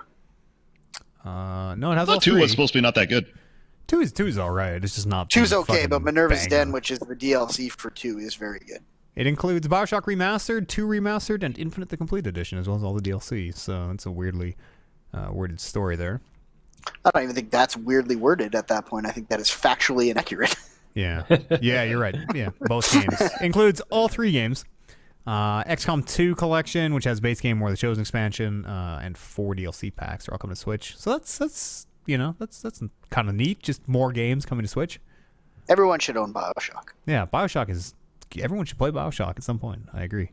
Some Marvel Ultimate Alliance 3 DLC, the Black Order Shadow of Doom DLC. It's a good title. The fuck's going on down there? I was looking at Andy because I wanted him to play BioShock. You guys I play played the third Marvel, one, right? You guys play Ultimate Again, Alliance 3? You guys play Ultimate Alliance 3? Or someone here plays Ultimate Alliance 3? I have played Ultimate Alliance 3 with no one. That's the bad way to do it. Oh, you're the only one who ended up pulling the trigger on Ultimate Alliance? Yeah, that's how that goes sometimes. Yeah, way she goes. Never be the first guy. Where am I? Never be the first guy to take your shirt off, either. Animal Crossing. Debatable. Nobody wants to be the only. What if you take your shirt off and then you're the only guy with their shirt off, and everyone else is like, "That fucking dude just took his shirt off. What the fuck?" I take my shirt off and nobody else wants to take their shirt off. I mean, I take my shirt off and nobody else wants to take their shirt off either. Like, let's leave. Animal Crossing is getting its first seasonal event, they call it, which implies that there's going to be a lot more, or at least more. Starting April the 1st, which is podcast time 2 days from now. It seems like it's some Easter stuff. Involves egg gathering, crafting, some egg DIY projects I saw. Catherine Full Body is coming to the Switch, which is... Are there 4 Catherines now? How many Catherines I've never are there? played a Catherine. So there's only one Catherine game, but you are Vincent... And let's see. I played the original. You are a man named Vincent who is dating Catherine with a K. Or maybe you're like married or something. I don't know. She's your partner or whatever. And then Catherine with a C, who is this like flirty blonde girl, starts to hit on you, and I think you cheat on Catherine with a K, and then you learn that Catherine with a C is a demon or something. I don't know. It's very anime. And there's another Catherine. I think there might be 4 Catherines. Maybe there's only 3. Hang on. We need to know. The world needs to know. So are we talking 4 Catherine games or 4 different Catherines? 4 different Catherines. Yeah, one 4 game. different Catherines in the game. 4 girls. Maybe 3 girls. We're finding out. Let's see here. Full body. You get it? Full body? Like, do you see what they're doing? I don't get it. There are 3 Catherines because the tagline is a love triangle. This is literally on the back of the box. A love triangle is now a love square in Catherine full body. Oh. Where they have added the 3rd Catherine. Catherine with what, a Q? How do you... Oh, she's just Rin. She just goes by Rin. Okay. She's got pink hair. Sounds fucked. So the gameplay is actually really cool. It's a kind of a block climbing game. It's super ultra competitive, and they play it at like Evo and shit. Competitive Catherine, where it is 2 players kind of climbing this sort of block pyramid, and blocks behind you drop, and you can kind of block off your opponent. It's a neat game. The single player is all like you, Vincent, sleeping with anime ladies and the consequences thereof. And he's nodding along. Yes. Oh yeah. Yeah. Hey, I love need something anime. like that now. I'm in quarantine. I can't experience it in real life. Hell yeah. Vincent, I don't think gets There's no off anime well. ladies for you right now. No, none of that. Ring Fit has added a rhythm mode. This looks dope. Brandon, did you see any of this? It's like Guitar Hero, but it's Ring Fit. That sounds like they're going to make me go at a pace that I can't control in a way that I'm not into. So what I saw was just squeezins. It was just like the game where you got to shoot the thins, and it looked like there were 3 lanes, and you were kind of like trying to choose a lane, and then you squeeze the ring in the lane. But it's all songs from Nintendo first party games. So the one he was doing, the one in the video was whatever the fuck that Mario Odyssey song. Is it One Up Girl? Jump, is it? jump, Mario, jump. Whatever that song is. Mm-hmm. They had like some Splatoon stuff. I don't know. As someone who likes Ring Fit, it looked and doesn't hate the music from Super Mario Odyssey and really likes the music from Splatoon. It seemed kind of neat. You're just kind of the shooting the rings. Splatoon music wore thin on me. Did it? Yeah, I could see that. Yeah. They announced a new Super Smash Brothers fighter. Andy, do you know who it is? They announced it? I thought they said they weren't going to announce it. They announced it. What? Who is it? See if you can figure it out. Okay, I'm gonna try to remember how they sort of piecemealed it out. Okay, I'll give you your first hint. A character from this franchise already exists as an assist trophy. Oh my god, I know who it is. You know who it is, Brando? You legit Arms. know who I know who it is. Oh, it is Arms. Look at that. Yeah, they didn't confirm which character though. They just said it's gonna be somebody from Arms, right? Just pulled it right out of his bum. Yeah, I remember reading that actually. No, that it sparked my memory there. Yeah, it is Arms, and they did not say which character. Next one they're gonna announce in June, I guess. They should take him away as an assist trophy because that assist trophy is a piece of shit. Or make it. What does that trophy do? I don't remember that one. He Whales punches it's the same thing the shit out of you. Yeah, that's what same thing all the Arms guys I do. know some of them are a little weird. Where like the painting one just puts true. fucking paintings and stuff up.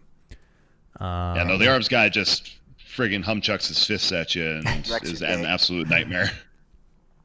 Where am I here? The Star Wars ones we did. That episode 1 racer thing they built as a refurbished title, which I assume means remake. I don't know why Nintendo. What the fuck is a refurbished title, Nintendo?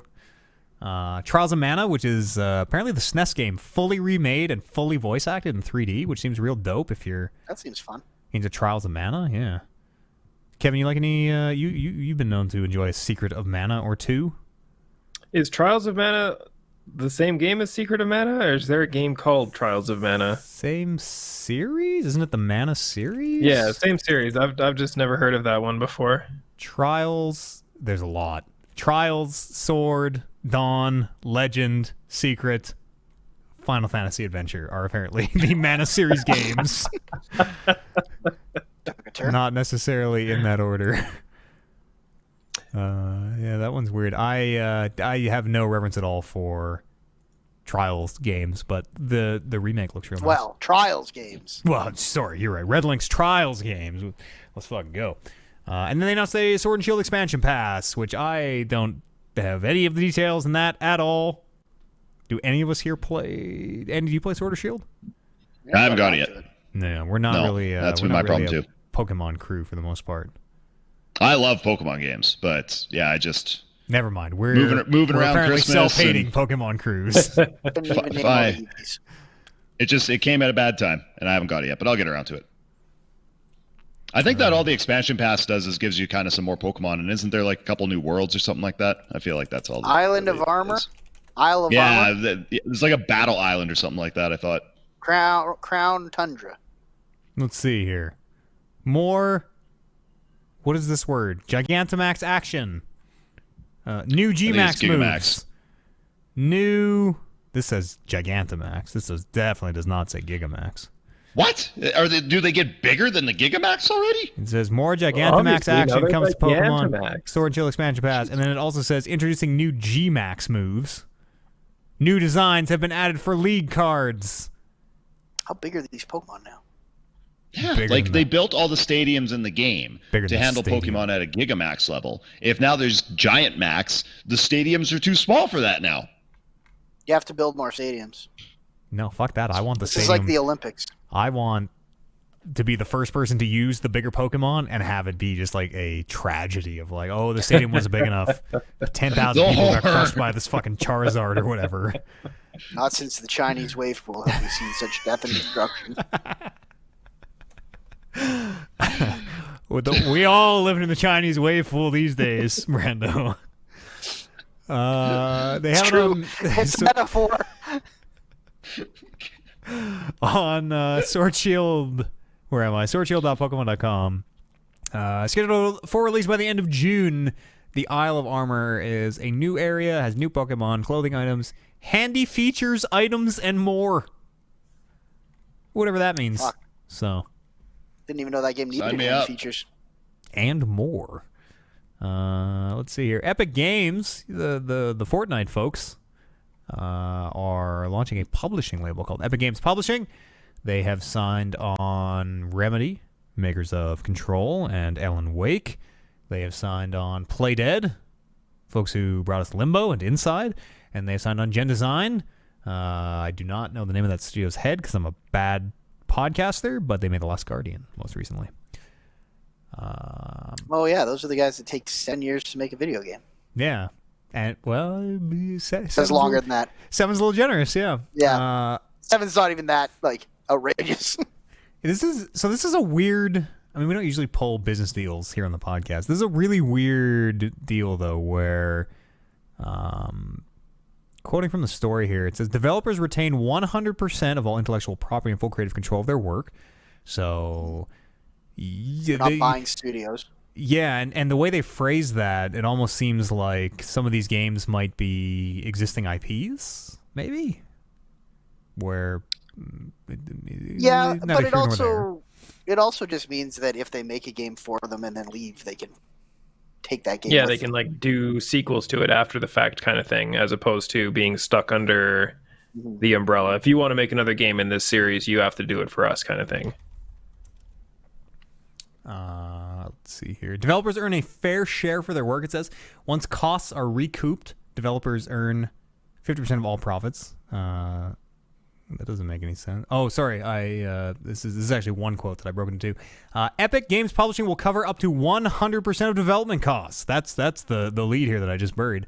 From developer salaries to go-to marketing expenses such as QA, localization, marketing, and all publishing costs. Go ahead. I mean, up to 100% can also mean 5%. It can. Yeah, it totally can. But they also said that the developers don't make any money until the costs are recouped, right? No, they get all the money until costs are recouped. Once costs the are people recouped, making the game don't make any money until the costs are recouped. Yes, once costs are recouped, developers earn. It says at least 50% of all profits. So this very much seems like hey, we will cover all your development costs, and we'll let you recoup whatever you put in, but then we're gonna take like 90% of sales profits or something. It says up to at least 50. Oh no, it says at least 50% of all profits. So they could make more. Yeah, you're right. They could make more than 50%. They're making minimum 50%. That is, yes, at least 50%. Yeah, says, so which is crazy. Basically, sounds like a great deal for all these studios. Yeah, developers earn at least 50% on all profits. Crazy. After costs are recouped. Yeah. They earn 100%. Once costs are recouped, developers earn at least 50% of all profits. Which is bonkers. It very much like it. I am a little confused. So the developer is going to make all the money until the costs are recouped. That's right. Game comes out. No, the like Epic is. Yeah, publisher is going to get all the money until the costs are recouped. No. Yes. It has to be. How do they recoup the costs if they're fronting the money? Epic Games Publishing is getting all the money until the costs are recouped. Once the costs are recouped, it's at least 50-50 between the developer and the publisher. Right. Yeah, so if the game bombs, the developers don't make any money. If the game bombs, then developers, yes, they make nothing. But they do make their salaries while the game is made because the publisher is covering that as well. The beauty of doing this podcast on the internet is we can fact check as we go, which I'm doing right now. That does we do all the make a lot more sense.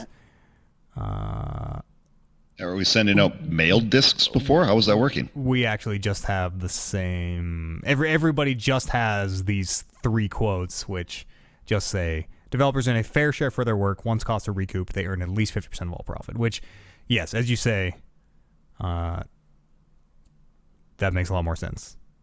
Publisher takes it all until costs are recouped, and then they earn at least 50% of the profit. But it very much it kind of mirrors a lot of the stories we've heard behind the Epic exclusives, where games either in early access, not yet released, or about to be released, suddenly became Epic exclusive, and a lot of those developers will say, well, they covered 100% of our development costs. We would be super stupid to not, if we sell 0 copies of the game, we've still paid our staff at the end of the day.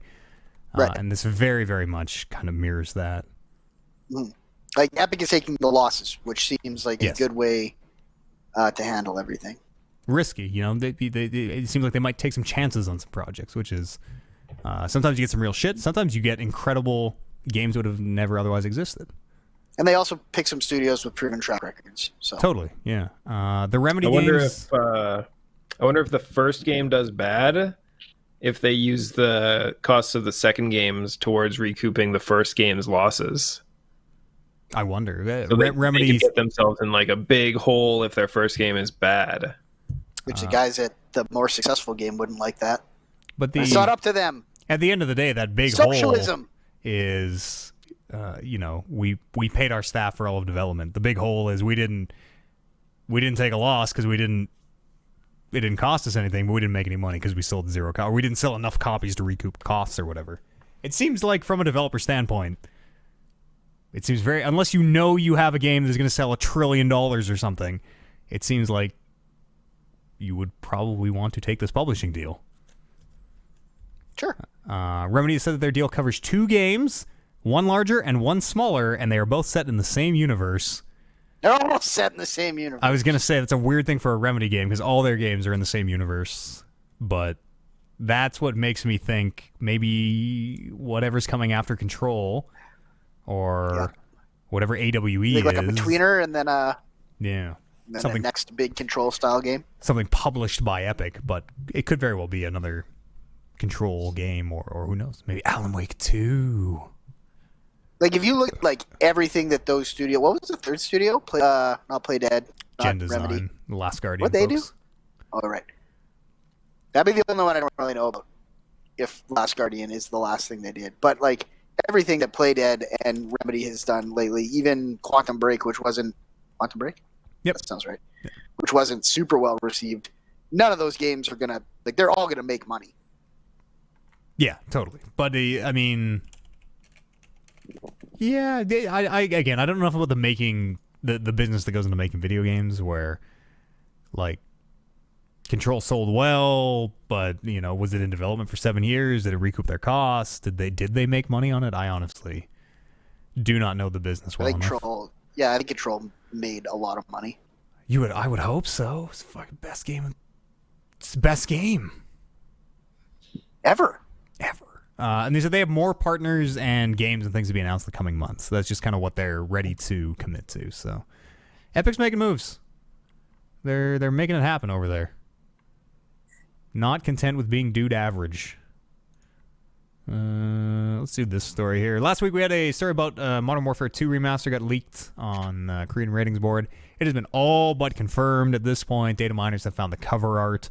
It says Modern Warfare 2 Remastered Campaign, which really implies it's not going to have the multiplayer. It's basically confirmed. It would be shocking if Modern Warfare 2 Remastered Campaign did not come out at this point. Mm-hmm. And the last story I have this You don't need the multiplayer, do you? Like with Modern Warfare being out there? It would be so similar to what Modern Warfare is today, the new Modern Warfare, that... But such a like a worse version, taking the nostalgia out of it. Yeah. This is a game that uses like pretty much the same systems and everything, but it's just done older. Like, I don't know why you'd want to play for more than maybe a little while to kind of get that nostalgia hit. I don't know why you'd want to go back and play Modern Warfare 2 multiplayer when you have Modern Warfare 2018, 19. Even with even a lot of the Modern Warfare 2 maps are in the 2019 one. Mm-hmm. That campaign's real good, though. That campaign's real good. I got to replay it. So the cutscenes were all fucked when I played it the first time, and it really kind of ruined the flow of the campaign for me. The last story I have here is that this is kind of a big lull. Sony's slowing down speeds. It's slowing down download speeds in the U.S. Obviously in response to the pandemic, everybody's using the internet. I pulled this story because Sony's download speeds in the U.S., in North America, Canada as well, Mexico, I assume, have always been so unbelievably fucked. There are like page-long guides of how to get the good download speeds out of your PlayStation 4.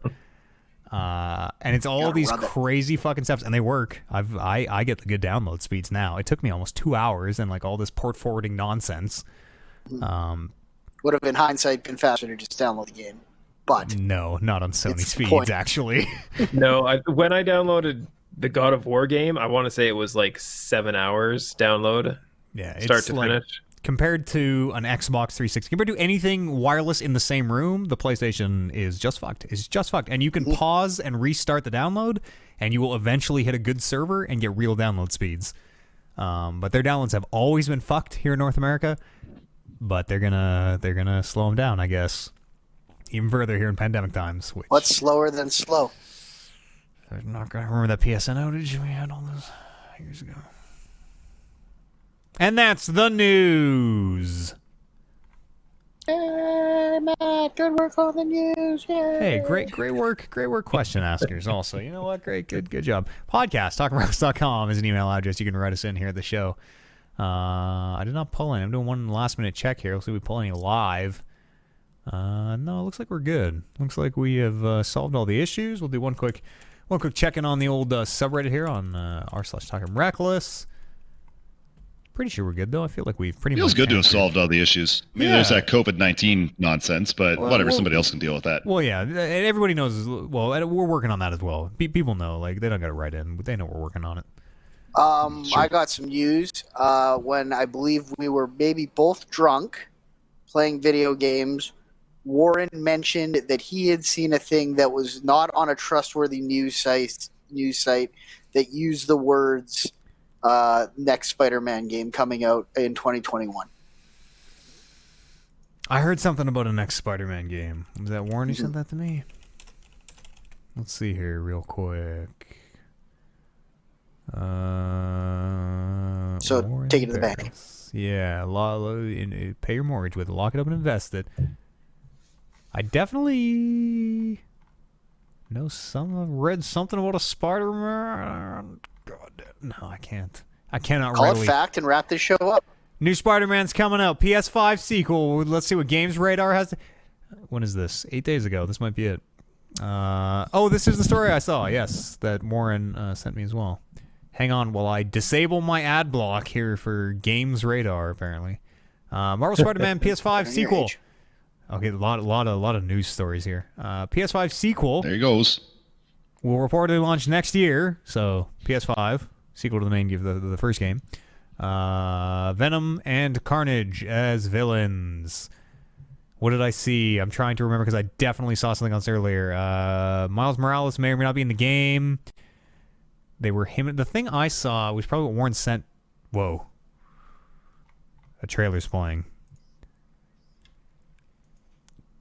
Jesus, that's loud. Warren sent me a thing about, it was like developer, allegedly a leak from someone close to development who said Miles Morales is going to be in the game. They were still kind of deciding if you're going to get to play big sections as him or not. Something like MJ was only going to be in the latter half of the game. Venom and Carnage are supposed to be the villains. It's a very, very loose rumors. Of course they're going to make another Spider-Man. Of course they're going to make another Spider-Man. Apparently, alleged... Oh, I should not say this. I'll just say it picks up after the first Spider-Man game. The events of that game apparently still weigh heavy on Peter's mind. If you remember the kind of... We gave it Moment of the Year, I believe. The thing I'm referring to. I believe we did as well. Yes. And that's the news. That's all I have. Podcast, talkingwrestling.com, an email address you want to write in here. Join us on the show. I do have the chat open, so if anybody has any last-minute questions they want to throw in here to the live chat as we get accustomed to this new recording from home life, we can take them real fast. Fingers. Yes, indeed. You can always drop, if you have voicemails, too, you can try to drop on our Discord. You go to talkingreckless.com, which the website broke last week, just completely shit itself, and looks way better now, interestingly enough. Everything broke, and our website actually looks pretty good, so I'm just going to leave it super fucking broken. But you can head there and click that Discord link and join our Discord. I'm looking at the site right now. That's a sexy website. I don't know what happened to it, but man, it's never looked better. And I guess that's gonna do us here. Yeah, the website looks real good. Desert Island video games? Oh, it's a bad question. If you're trapped on a desert island but you had power, you wanted to. We were supposed to think about this. That got asked last week. Was it? Oh. Yeah, we were supposed to pick our one video game for the rest of the time. Well, I have... It wasn't a desert island, though. I have news for you, No, it was just Andrew. our... That was just what our we, favorite... in the biz, call a work, and I've been prepared this whole time, but you have to say yours first, because I'm the host. Oh, I didn't prepare one. I don't have one. You fool! I don't got one. I forgot about it. Yeah, I'll take episode 1 Racer on the Desert Island, the greatest racing and Star Wars game ever made. Thank you for book it. Thank you very much. Desert Island implies there's no internet connection, obviously. I think for the case of this, we could say you have internet, I guess. If you want to play like Destiny or something. The only thing that Desert Island gives you as a question is that you can't have interaction with outside people. Is that, or is it that you only have one game to play for the rest of your existence? That was the question last week. That's a different question.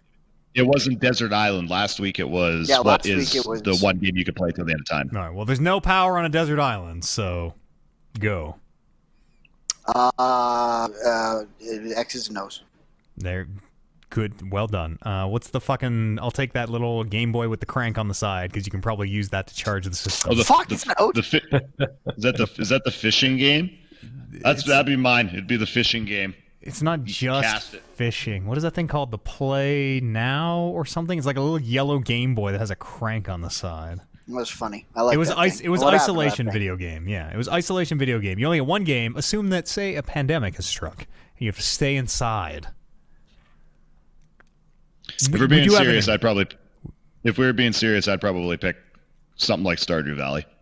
That's a very good answer. Yeah, shit.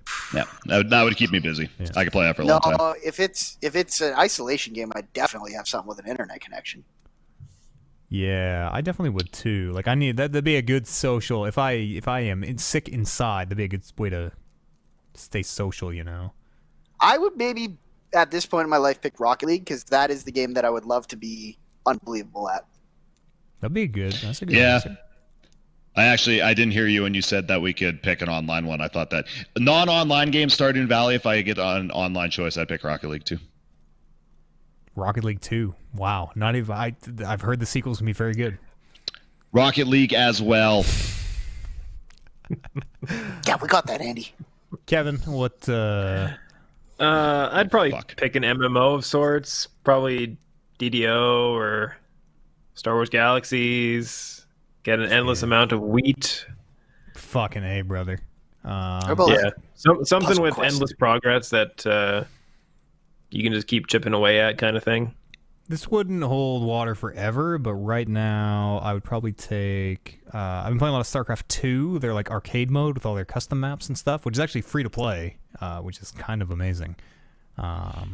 Where, like, you know, I could have a tower defense in there. There's MOBAs in there. There's kind of card games. I'd take StarCraft 2 or whatever the current like custom game mode RTS game is. StarCraft 3, if that's the game at the time. 4 even. Warcraft 3 back in the day it would have been once upon a time. That'd totally be my answer. It feels very level-headed, but I would need internet also. The Playdate. It's called The Playdate. That's the crank. It's called The Playdate. Apparently it's not out yet, which is too bad. Yeah, you can just hold it by the crank. That's how the real G's do it. Probably not the best around way like one of to those do it. noisemakers. Podcast, talkingreckless.com, email address. Resident here on the show. That is all I have to say, other than thank you very much to Brando for joining us here via the internet. It's audio podcast also, but he waved. Did you guys notice that I got booted during that discussion about Spider-Man and came back in? Nope. I did too. Did you guys notice I also got booted? Nope. What? Great. Good. That was pretty seamless considering half the podcast dropped, apparently. Yep. Kevin Barr, thank you very much for... and you were still talking about Spider-Man, and I was like, excellent. No one will ever know. Kevin, thank you very much for making this happen. Thank you. Andy Captain, you're the only one who gets the last name. That's how much I respect you. Thanks very much. He saluted. Audio podcast, but Andy saluted. And to you at home. That's primarily an audio podcast. And to you at home. Salute. Oh, you know what? Before I bid you adieu, you at home, Westworld FM, new episode going to be up probably the same day as this, Monday. That's on the main feed. Rolling Reckless, hopefully back on the air. Go look up the Rolling Reckless feed on iTunes or YouTube. It's our D&D show, our tabletop role-playing show. It's very dope. And if you enjoy this madness, want to support what you hear, head on over to patreon.com/talkingrecklesspodcast. We could very much use your support. Teeny little podcast. We've actually been doing this over 2 years now, which is pretty incredible, on the backs of 60-some patrons. So thank you very, very much for your support. And if you're not a patron, go check it out. There's 250. Get fucked. If you're not a patron, turn this fucking podcast off, you bunch of mooches. Over 250 posts up there on the Patreon. Some of the Patreon content, honestly, just go discover for yourself. Just go discover for yourself. I was going to give you a little tease, but I think some of those things are just best discovered. You pitched that to me as well as Nintendo pitched me the Pokemon DLC. And other things. And to you at home, thank you so much for listening. Stay safe. Take care of yourself. Take care of those around you. And we'll see you back here next week, if not sooner, one of our other 10 trillion podcasts. But we'll see you back here next week. It'll be episode 313 of the Talking Reckless podcast. We'll see you then. I can play us out. We'll see you then. Is Westworld worth it, Lambert? Absolutely, brother. The first season's real dope. Goodbye, everybody. Take care of yourselves. Thanks so much for watching. I'm going to cut the boys' audio. Kevin, Andy, Brando, thanks so much. This is for us because we are in lockdown. Stay inside. Stay in your house. We'll see you here next week. I don't have a screen to get out to, so I'm just going to point at you for a while, I guess.